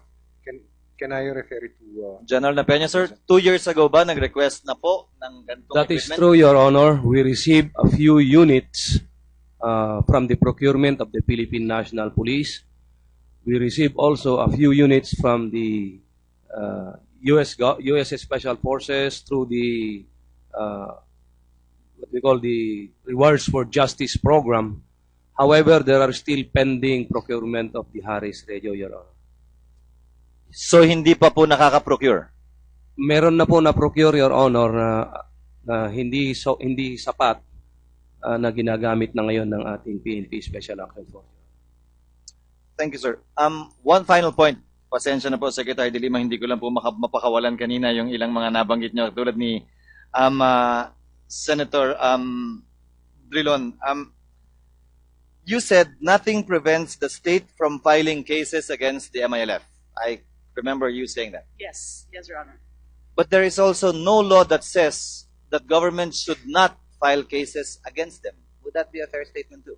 Yes, that's fair. Now, the President in his oath of office said he shall execute the law. it does not make any exceptions na kapag kami peace talks, kapag kami confidence building tayo, na hindi na tayo magsasampa ng kaso. Would that be a fair statement too? Yes, Your Honor. Now, ma'am, in relation to this particular issue, you said a while ago that there are two schools of thought. Yes. May I know which school of thought the government will follow and adopt? But it has to be that which acts in a manner that it's the law enforcer, that is the enforcer of the laws of the state. So which one will you do, ma'am? You said you will not prosecute because there are ongoing peace talks and you want to build confidence. On the other hand, you said the law is the law. So which one will government do, ma'am? I have never said that we will not prosecute. It's the determination of the liability or criminal liability later. But in the meantime, we can always investigate, which we're doing now, and we can always prosecute if it's warranted, and we can always bring it to court if it's warranted. When you say warranted, ma'am, supported by the evidence. Yes, Your Honor. Not decided by any political consideration. Yes, Your Honor, that is correct, because political considerations can be at play at certain stage of the case or at certain stage of the peace process. And you would note, for example, in the BBL, we have the transitional agreements, and there is mention there about possible amnesty, but that would be later. We're not yet at that stage. Precisely so my at point, this ma'am. point, there is no amnesty. There are no immunity guarantees, as I read it. It's only applicable to the peace negotiators, so it's limited in scope. And therefore, since there is none of those, then we have to really just strictly apply the law and, of course, the Constitution. Thank you, ma'am, for clarifying that because I got a different impression a while ago. So just to clarify the matter even further. So if the evidence warrants that cases for murder, for example, be filed against certain members of the MILF, if the evidence warrants it, that the state will do so and will proceed accordingly. Yes, Your Honor. Nang walang makakapigil kahit na ho sila Secretary Deles because it's affecting, for example, the ongoing peace talks. Totoo po yun. Tama po yun. We just have to really enforce the law. Now, any other considerations arising from the peace process, that is another matter. There is a proper time for that. There is a proper level for that. So at this point in time, after investigation, if the evidence warrants it, you will? Certainly, Your Honor. No qualms, no reservations, no delays. Yes, Your Honor. Thank you very much, ma'am, for that clarification. One last point, Madam Chair, for Secretary Deles. Ma'am, binanggit po kanina ni General Orense, if I'm not mistaken, yung definition niya ng except for operations against high priority targets. Pero may nakalagay doon, magbibigay po ng listahan ang government panel. Did you submit such a list to the MILF already? Under when Justice Yonen was still the panel Yes, ma'am? chair, it was given. The list was made by, I understand, Intel. Was Marwan in that list? Yes, Your Honor. Usman in that list?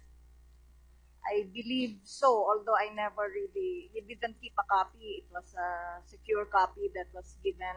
I mean, OPAP did not have it. It was given to, by then Chair Leonen, by the National Security Advisor. Is Kato in that list? It was not, Kato at that time was not yet. Have you submitted an updated list, ma'am? I don't think so because, I think with Kato, it's public. It's already a public fact that he is being. But if you don't submit him in the list, ma'am, edi pag nag-stepping on the line na naman at di na naman nag-coordinate yung PNP natin, pwede na naman silang barilin. I think the list should be updated. I will check your honor and, Please, ma'am. and the exact status of that. And one last point, ma'am, do you share the view of General Orense that the paragraph 6 of the joint communique of May 6, 2002, Yes, except high-value targets. Except for high-value targets, the 24-hour rule, at least 24 hours holds for all except for high-value targets. So that list said that for that list, you did not need 24 hours. It could be as small a time as 1 hour or even less depending now on the play on the ground. Can it be TOT? And I don't think that's prior. It's prior information, Ma'am, it is- prior coordination, Your Honor. But it could be just before you went in. That could be. Ma'am, it's the, not... those the what the panel conveyed, and this is what is contained, and the understanding here is that there would have to be prior information given. This is not permission. That could go less than 24 hours, depending now on the judgment of the people actually doing the operation. But prior, it could Ma'am, be. that's not clear in the joint communique. It says, except for high-value targets, they must be informed not less than 24 hours. It's in the operational. It's in the operational practice, Your Honor, the CCC. But what if, ma'am, as And General it's in the Napeña says, tuwing sinasabihan nila o nagko-coordinate sila, nawawala. From their perspective, and you are representing government, ma'am, meaning you're representing them, us. Yes, Sabi ng yes. PNP, SAF, tuwing nagsasabi sila, Yes, nawawala. Yes, Your Honor, that should have been settled within the GPH AJAG, and that is why the request had always been for a high-level PNP to be appointed, and that was not in fact given. But you know, this is a discussion. It is an internal to GPH between AFP and PNP. If there were any such concern, it should have been discussed on that level, Your Honor. It should have been discussed, but apparently it was not. Well, we take the integrity of the body, which is a joint body. It happens that AFP put very high level officials there. The PNP has not. So if the concern of PNP was not properly communicated to that body, what OPAP monitors is what is the formal procedure within that internal body, Your Honor. One last point, ma'am. That is why the request that was made, and I understand now that the compliance will be given because we will have evidence of many letters that we had given asking for the appointment of such a high-level official. I am for the peace process, ma'am, and I understand how difficult your situation can be. However, it would also be nice, to say the least, and it would make us all feel good if these were being aired as a matter of course and policy on the part of government. And halimbawa, si General Napeña, si General Espina, nagrereklamo na inape, kinubaran, binaril, pinatay yung kanilang mga tauhan. Your Honor, I assure you that we have raised that in the highest possible terms with the MILF leadership as soon as this had happened. But also in the public too, ma'am. Sir, we have raised that at every interview that it was asked. We have said that had been communicated and that what I understood was it was being taken seriously and that there would be an appropriate response. I could understand that the one that I was talking to could not make me any promises at that particular time.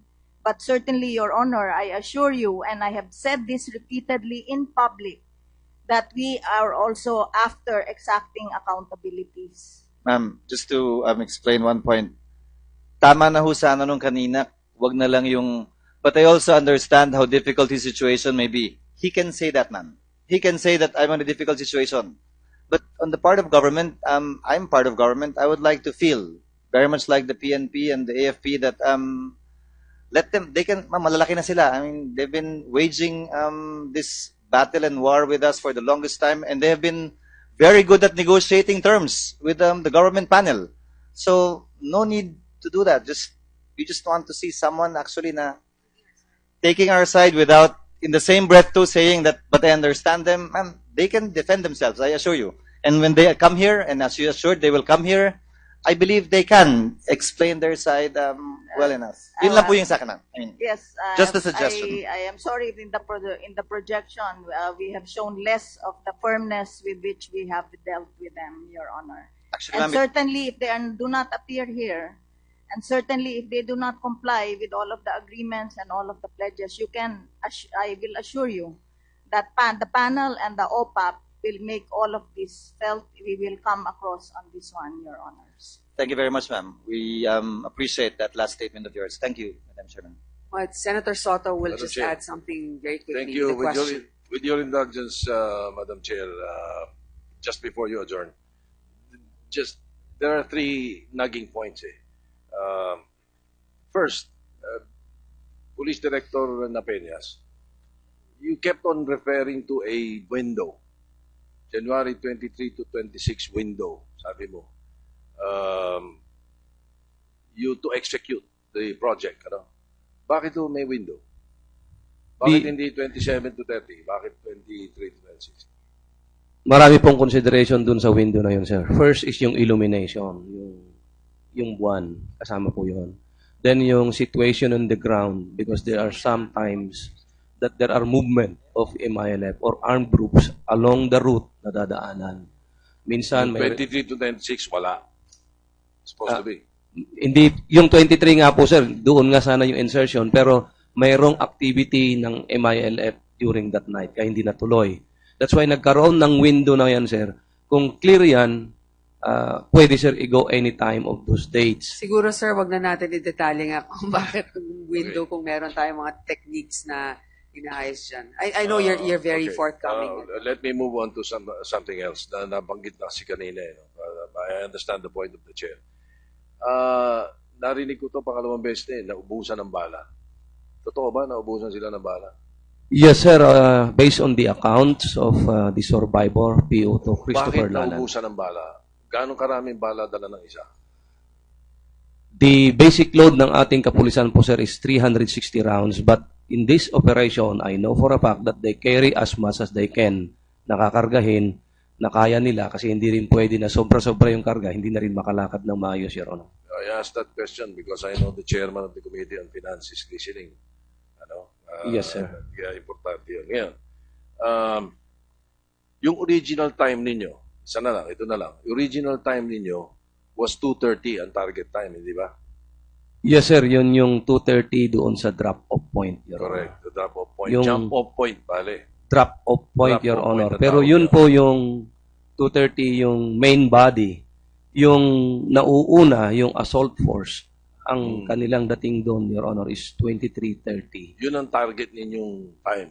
Yes, Your Honor. Okay. And then, kasi 4 o'clock may sala. No? Now, hindi kayo dumating on time. Hindi sila dumating on time. Ano? Yes, Your Honor. Yung Alas assault 4. force, alas 4:15 4 dumating na sa dating. point. Yung Bakit tinuloy pa rin? Nung delayed kayo ng 2 hours and a half. 3 o'clock, before 3 o'clock, Your Honor, nandoon na sila sa kabilang river, which is only approximately less than 500 meters already, about 300 meters. Nung tumawid sila, natagalan, nakatawid sila mga mag-4, before Kasi 4. I understand the perfect kung 2:30 Yeah. talaga. No? It's a Ngayon, at kung nakatabid sila lahat, nabanggit mo yung nakatabid, baka mabuting malaman ng informasyon namin dito, kompleto kung tama yung nakarating sa akin. 4 na po silang tumatawid 40. 38 the exact number, 38, Your Honor. pero 13 lang ang nakatawid. Yes, Your Honor. Di ba? Ganun na nangyari. Tama ba yung report? Yes, mo? Your Honor.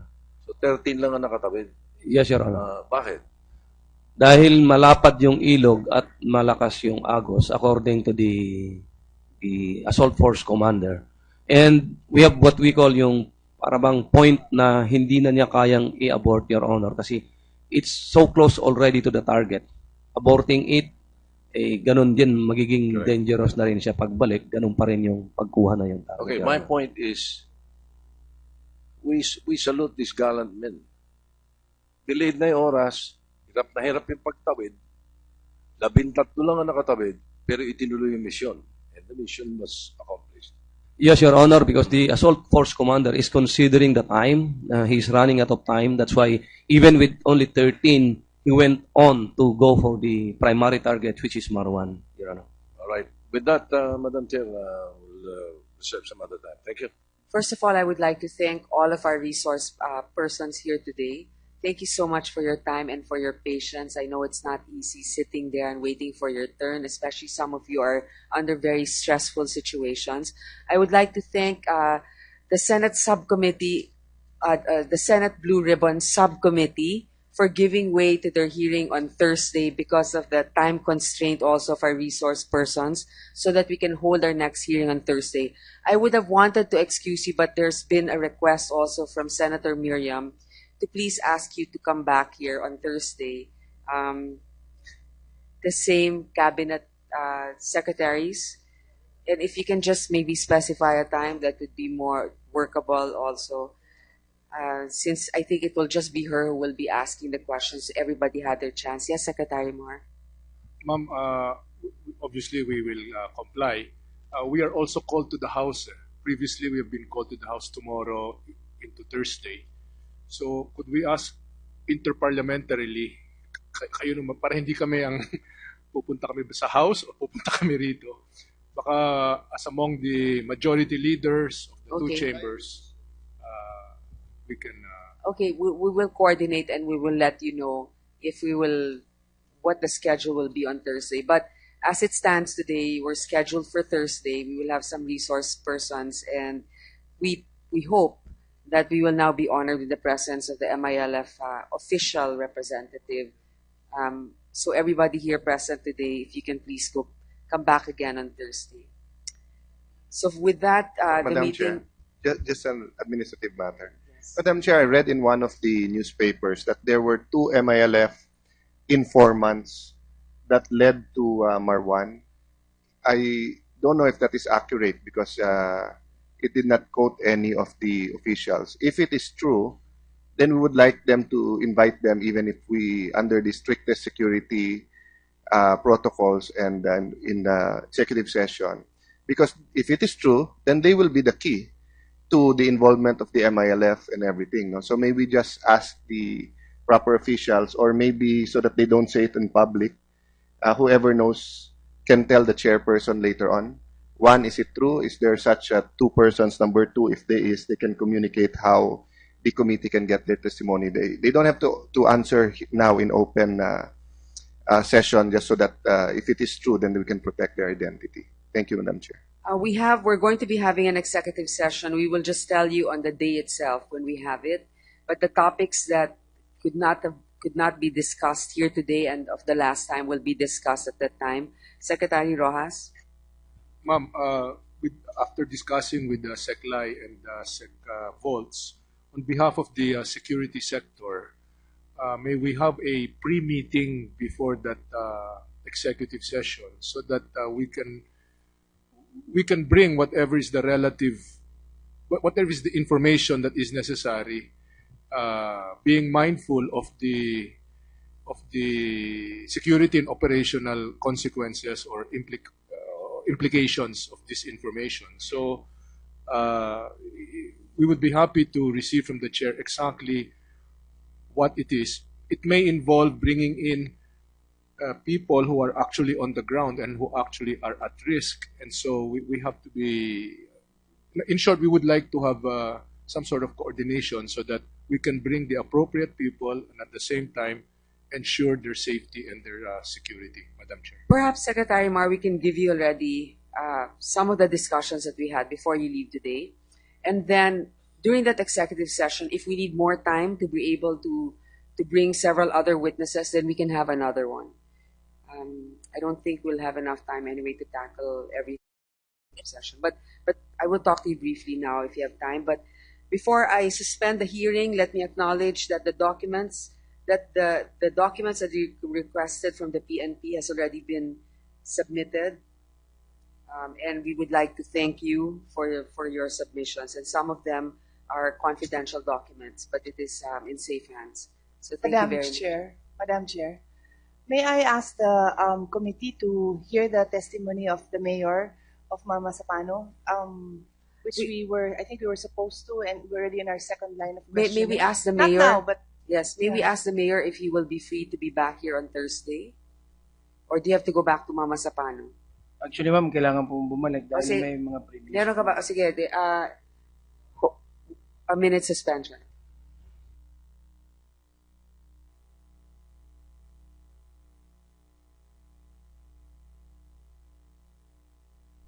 Well, the majority leaders here, and the committee rules with the minority leader.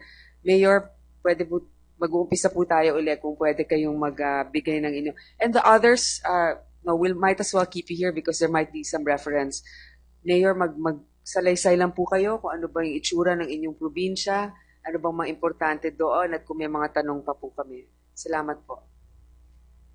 Magandang hapon po. Madam Chair, Honorables, itong event po, last January 25, nalaman na lang po namin ng mga around 5 to 6 a.m. in the morning nung tumawag po ang kapitan ng Barangay Tukan Nalipaw nang makarinig po sila ng mga putok. So, after that, tinry po niyang i-identify kung anong groups or kung sino-sino itong naglalaban. So, around 7, if I'm not mistaken, around 7 a.m. in the morning, dumating po sa bahay, dahil Sunday po, wala pong opisina, dumating po sa bahay ko, sa Mamasapano din po, ang representative ng police and also AFP, around 7 in the morning po ito. Sunday or Monday? Sunday po, ng umaga. Sunday. So, nag-umpisa na yung labanan mo? Opo, nalaman po kasi namin around 5 a.m. So, hindi ba ninyo napansin, Mayor, kayo doon, na medyo dumadami na yung pupunta doon sa lugar ninyo nung mas maaga? Well, wala po kasing, nalaman po kasi namin na yung ginamit na vehicles ng SAF is wala pong nakalagay na any identification na SAF sila. Go ahead, sorry for the interruption. So, pumunta yung PNP sa inyo? Opo, around 7 a.m. in the morning po. So, that's the time na nalaman po ng local government na may ongoing operation ang SAF sa area. So, if I'm not mistaken po, nagkausap po kami ni Tox Upam, representative po ng MILF CCCH, at nagtatanong kung ano pong updates. So, sabi ko po, until now, hindi pa po natin malaman kasi even yung kapitan po ng barangay, nakatakbo dahil nga po dun sa ongoing po na encounter sa area niya. So, we tried po na ma-facilitate or mapahinto itong putok, itong encounter. Ang problema lang po, wala pong nakakapasok na any civilian or even yung mga local officials natin dun sa area dahil nga po sa sobrang lakas nga po nung putok. From 7 a.m. in the morning up to mga 1:30 po ng tanghali. Mayor, sinabi niyo sinubukan yung tigil. Paano? Well, dahil nga po majority naman po dun sa area is magkakamag-anak. So meron kayong tinawagan o tinext na itigil niyo yan? No po, yung kapitan po, inubliga ko siya na lumapit. Ang problema, hindi po talaga pwedeng lumapit dahil napakalakas ng putok sa loob, natatakot po silang baka tamaan sila ng stray bullets. Sige po.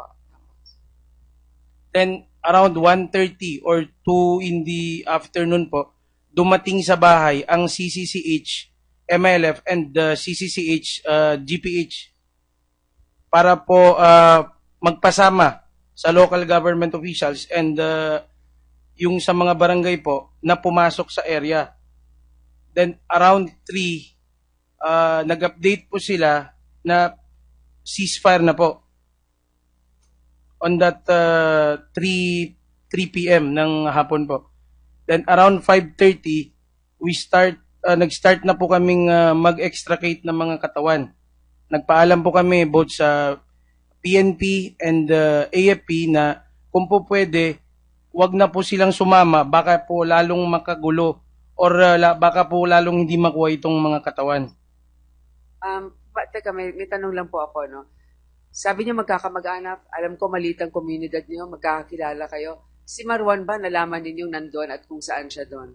Well, para po kasi sa kalaman po ng lahat, itong area kung saan po nila nakuha si Marwan ay napakalayo po sa mga talagang community. Masyado pong isolated yung area kung saan po nila nakuha si Marwan. Wala pong residenteng nakakalapit po doon. Pero Mayor, yun po ay nasa inyong teritoryo. Well, opo. So, alam mo yung sinasabi nila BIFF, MILF, tapos Marwan, somewhere there. Totoo ba yon na medyo malapit siya dun sa teritoryo nga nila? Kayo magpapatunay niyan? Well, hindi ko po kasi nakita ma'am kumbaga yung positioning ng MLF and BIFF kasi hindi po talaga alam ng local government kung saan po nakalagay yung kampo or even yung sinasabi nilang declared community ng MILF. Pero yung mga kaibigan ninyo doon, o kaya kamag-anak ninyo, walang nagkukwento sa inyo? Wala po, dahil nga po, tulad po ng sinabi ko, yung area po kung saan po nila nakuha si Marwan, isolated po. Napakalayo po kumbaga po sa Kabiasnan, napakalayo po talaga. So, paano ngayon po yun? Nung kinuha niyo yung mga katawan, sabi niyo ceasefire na nung puntong yun, nakipagtulungan naman sila. Well, hindi na kayo takot pumasok doon sa puntong yon. Pumasok ba yung military at yung police? Kasi di ba kakabakbakan lang nila tapos biglang papasok doon. Paano yung sitwasyon? Paki-describe po. Ang kasama po pumasok ng local government unit is CCCH Government Panel and CCCH MILF together with IMT, mga Amerikano, Malaysian, Indonesian, kung hindi po ako nagkakamali. Yun po ang kasama ng local government na pumasok doon sa area kung saan po natin nakuha yung 35 bodies. Pero wala Norwegian ho yun, hindi ho yun Amerikano. Pero alam mo bang kung pinapatanong si Senator Tito Soto kung alam mo bang nandun si Marwan the whole time na nandun kayong mayor? Wala po, wala. Hindi, wala man lang bulong sa inyo? Wala po. Walang suspetsya po sa inyo? Wala po. So may mga nangyayari dun sa maliit ninyong komunidad na talagang hindi sa kaalaman ninyo? Well, Madam Chair, itong mga terorista po kasi na to, wala po kasi silang permanenteng lugar. So, every time na nalalaman ng government forces or security forces kung saan sila, tumatakbo sila. So, palipat-lipat po sila ng lugar. Pero di ba may mga safe passage? Ibig sabihin, meron silang clearly marked territories in certain areas, di ba? Kasi alam nga natin, at saka MILF, hindi naman considered terrorists. At least they don't consider themselves terrorists. So, alam ninyo yung teritoryo ng MILF po doon. Opo.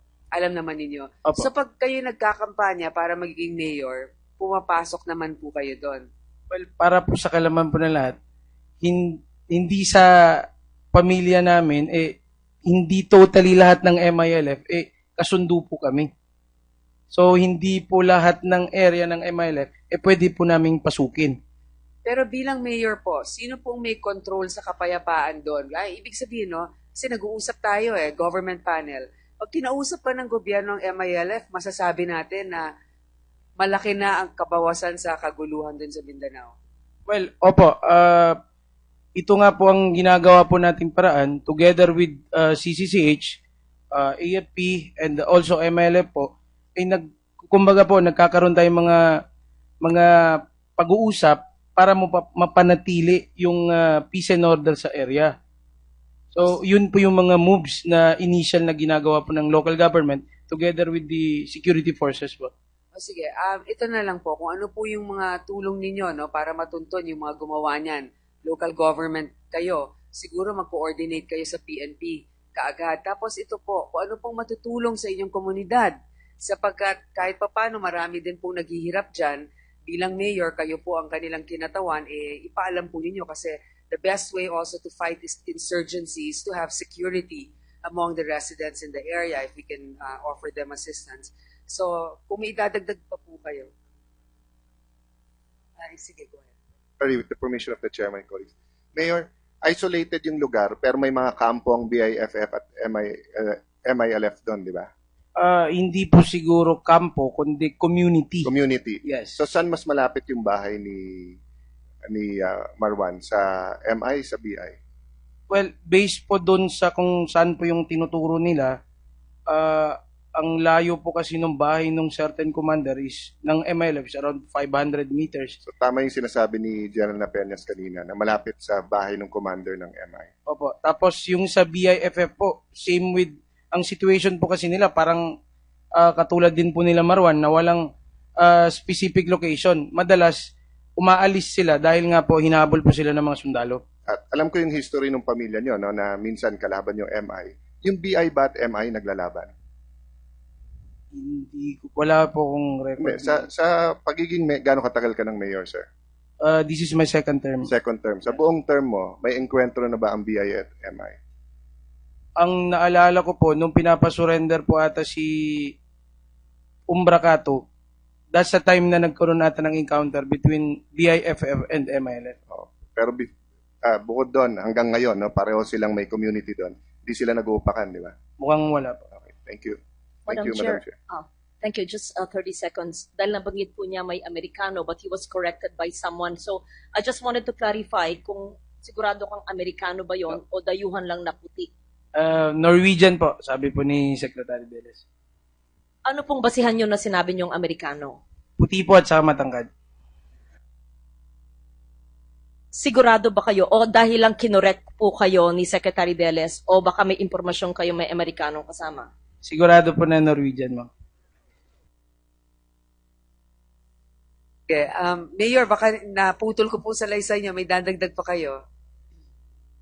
Well, on around 5:30 po ng hapon nung Sunday, January 25, that's the time na nag-start po tayo mag-extract. Together with the local officials, nagpaalam po nga tayo sa PNP and the AFP para po ma-start na yung pagkuha ng katawan. Then around 7, dahil nga po masyado na mabigat itong mga katawan, saka po sila nakalabas. Nakakuha po tayo ng 5 katawan. Then tinurn over po natin sa PNP SAF po, kung hindi po ako nagkakamali, yung sa labas na SAF. Then on the next day po, Monday, January 26, that's the continuation po nung extraction natin. So, sunod-sunod na po. Nakakuha po tayo ng 14 around 9 a.m. kung hindi po ako nagkakamali. Then 15 on 11:30 ata po. Then on 1:30 isa and on 5:30 isa po. So, that's total of 36 if I'm not mistaken. Meron pa po kayo dadagdag, Mayor, bago po tayo mag-suspend ngayon? Well, gusto po lang namin magpasalamat, especially po sa regional government.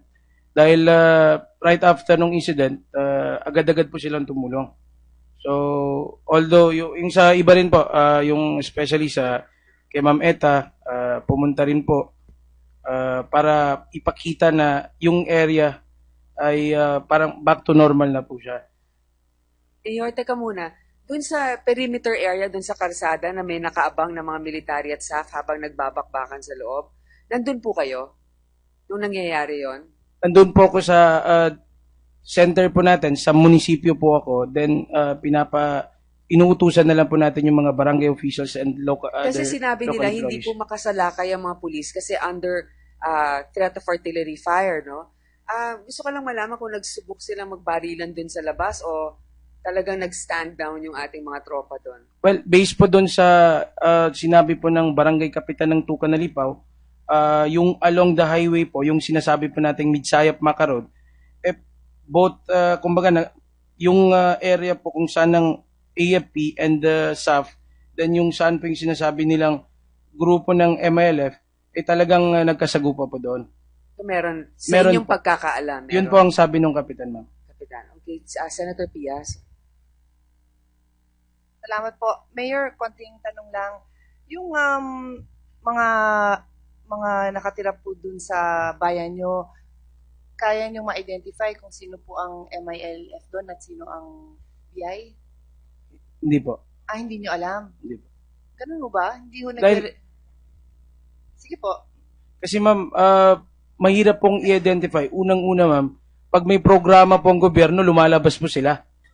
I mean, sumasali po sila sa any programs ng government.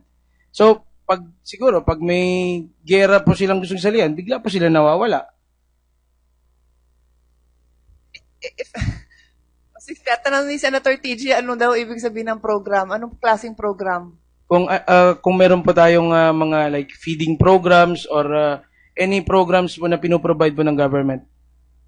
Siguro we could ask, just to expedite this, we can ask those involved in the peace process, no, on this identification system, working with the LGUs. I would have thought na hindi na issue yun eh. So I'm a little bit surprised, no, na hindi kilala. But to follow up nun, yung barangay captain nyo, kasama nyo ho ba? Yung barangay captain na barangay captain dun sa lugar kung saan na yung actual combat na nangyayari? Wala po dahil naiwan po siya sa barangay dahil marami po masyadong bisita na dumarating. So, kailangan pong may mag-assist doon sa bisita. Sige po, siya kaya kilala niya ho doon kung sino mga MI doon? Most probably, ma'am, baka kilala. Kasi pakitanong na rin ho, tapos sulatan niyo na lang kami. Dahil baka hindi ho kayo babalik sa Webes eh. Pero hindi pa ho ako, konting follow-up pa doon. Isalaysay niyo lang ng konti sa amin kung ano yung nangyari between 7 a.m. to 5 p.m. Nasabi niyo nga, kasama niyo na yung mga iba-ibang grupo, nagmo-monitor. And i-describe niyo lang ho sa katulad kong layman na hindi ho nakarating sa lugar niyon. Ang alam namin, open space yon, kaya ho nasa sniper daw yung mga SAF, hindi ho makapasok. I-describe niyo naman ho sa amin para maintindihan namin, mas maintindihan namin. Well, yung sinasabi po natin kung saan po natin nakuha yung mga katawan ng SAF, meron pong pagitan ng parang kanal. River actually siya, ma'am. Siguro mga around 80 meters. Ang tatawirin mo bago ka abot dun sa isang islet naman. Then, right after that, meron na namang isang ilog para tumawid na naman sa kabilang islet. Then, kung hindi po ako nagkakamali, isa pang ilog bago po marating yung bahay ni Marwan. So, kaya po sinasabi po natin na masyado pong isolated yung area kung saan po nakita si Marwan. Unang-una po, wala pong kalapit na mga civilian doon sa kung saan po siya nagre-reside. Siguro in the next hearings, whether kay Mayor, baka kung kaya niyo mag-drawing para maintindihan namin, pero later na iwan niyo na lang yung drawing sa seryoso kasi hindi ko gusto ko sanang ma-visualize then we'll ask na lang those from PNP or SAF to validate that kasi I just want to understand it better. Thank you. Madam Chair. Mayor, maiksing mga katanungan lang po. Mayor, bago pa nangyari ang insidenteng ito po, may reporting system ba kayo? Pag may bagong muka, may nagpapakuha ng pagkain, may bagong nagsasaka dun sa isolated na area ang sinasabi ninyo, nire-report po ba sa inyo ito ng mga sakop ninyo, yung mga constituents ninyo?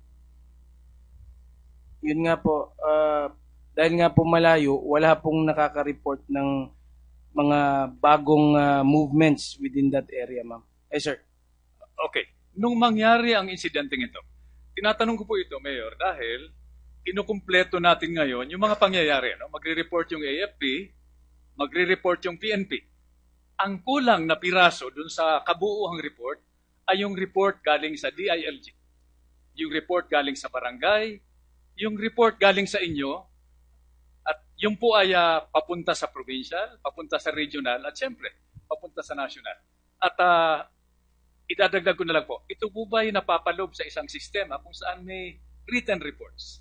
Well, para hindi natin makalimutan yung mga detalye. Opo, may written report na po kami. Nasubmit na po namin kay Regional Governor Hataman po. Maraming salamat, Mayor. Madam Chair, we raised this question and I would like to share this also with Secretary Mar, no? That this will form a basis so that we can compare the verbal testimony of the Mayor and the reports for consistency, veracity, and accuracy. Thank you, Madam Chair. We will coordinate with Governor Hataman to obtain said reports. Madam Chair, just before we let the Mayor go, Mayor, factual lang, no? During the whole day, may nakita ka bang drones sa air? May lumilipad po na aeroplanong puti. Puti. So may drones. Hindi po natin masabi kung drone or kung ano. Tapos ano siya? Dumaan lang? Paikot-ikot? Paikot-ikot po. Paikot-ikot. Okay. Number 2, nung kinukuha nyo na yung mga cadaver, no? Ang kausap nyo, MI, BI, pareho? Well, together po sa CCCH, MILF, and CCCH, GPH, sila po ang naging kausap po namin. So, nagpasama po kami doon mismo sa loob. Tapos sila ang kumausap? Opo. Okay. Third question, bakit nung kinuha yung mga katawan, wala na yung kanilang mga barrel, cellphone, etc.? We don't know po, hindi po namin. So, ibig sabihin, bago nyo kinuha yung katawan, yung BI at MI, nalapitan na tanong. Most probably po. Dahil wala na pong gamit nung kinuha po namin. Lastly, nakita mo ba yung iba? Opo. So, sabi kasi ng mga kamag-anak, putol-putol mga kamay pa. Is that accurate? Hindi ko po masabi, pero based po dun sa sinabi po ni 6ID Commander, most probably sa tama ng bala. Kaya nabali siguro yung kamay. But hindi yun ang sinabi ng kamag-anak na pumunta sa autopsy. Sabi nila yung sinabi ng nag-autopsy, ang putok sa ulo ay short range. So kung malayo ang putokan nila, hindi gano'n, at least yung sa ulo. Tapos yung sa paa at saka sa sinabi hacked off. So but anyway, I'll pursue this kasi I'm just taking advantage na kung eyewitness ka, but I'll request General Espina later on to update on that as. But you may or may not answer here, or should I ask the question in executive session to the DLG, DND, and to the Katapang? No, were there drones in the area during maybe I'll start with General Napeñas. General, kasama ba sa operation nyo na meron drones na I'm not aware doon sa drone, Your Honor, because I am at the... Did you request the U.S. government for drones? No, sir. Malayo po yung lugar ko. Nandoon ako sa tactical command post. With the permission of the chair, I will ask it in executive session, but we're asking for a very frank and honest answer to all of this. I'm not prepared to say whether it was legal or not, whether it's part of any agreement, and whether it was just monitoring. But we'd like to know in the Senate whether or not this operation was being monitored by drones. Okay, Senator Lauren, very quickly, he wanted to raise Yes, an 10 issue. seconds. Kay Mayor lang po. Si Marwan ba ay narinig na ninyo o na-sight ninyo dati pa ho? Well, narinig ko po yung pangalan nila last June 10 nung nagkaroon po ng operation. June 10, 2014 po, kung hindi po nagkakamali. Nung nagkaroon po ng operation ng AFP sa Barangay Linantangan, sa Ripsaydo na Mustafa, katabing munisipyo po ng Mamasapano. At si Usman at yung 300 nilang Trinay na bombers, ay alam ba nyo maski sino, maski saan sila sa inyong lugar? At Hindi, tutulong ba kayo sa mga ahensya ng gobyerno at otoridad para hanapin sila? hindi po namin alam yung regarding dun sa mga cells nila. Pero definitely tutulong po kami. Unang-una, biktima rin po ang pamilya namin ni Basit Usman. Tulad nga po ng sinabi ni Presidente dun sa unang statement niya, even yung lolo ko na si Governor Andal Ampaton Sr. ay tinarget din po ni Basit Usman. If you're familiar that they've been training 300 bombers. Hindi po. Yun lang yun, nalaman po yun. Nung dito na lang po sa Senate hearing. Thank you. Yun lamang po, marami tayong pinag-usapan ngayong araw. Medyo nagkaroon tayo ng konting sagutan sa panig ng AFP, ng PNP, pero wag natin kalilimutan na mas nakararami talaga nagmamahal sa ating sa ating bansa. Kaya lang pag meron pong threat sa ating seguridad, dapat lahat tayo talaga ay magkakakampi at isang tabi kung ano man yung rivalries. Pero generally po, maayos naman ang relasyon. Yun din ang nagpapasalamat ako kay General Espina na sinabi niya yan.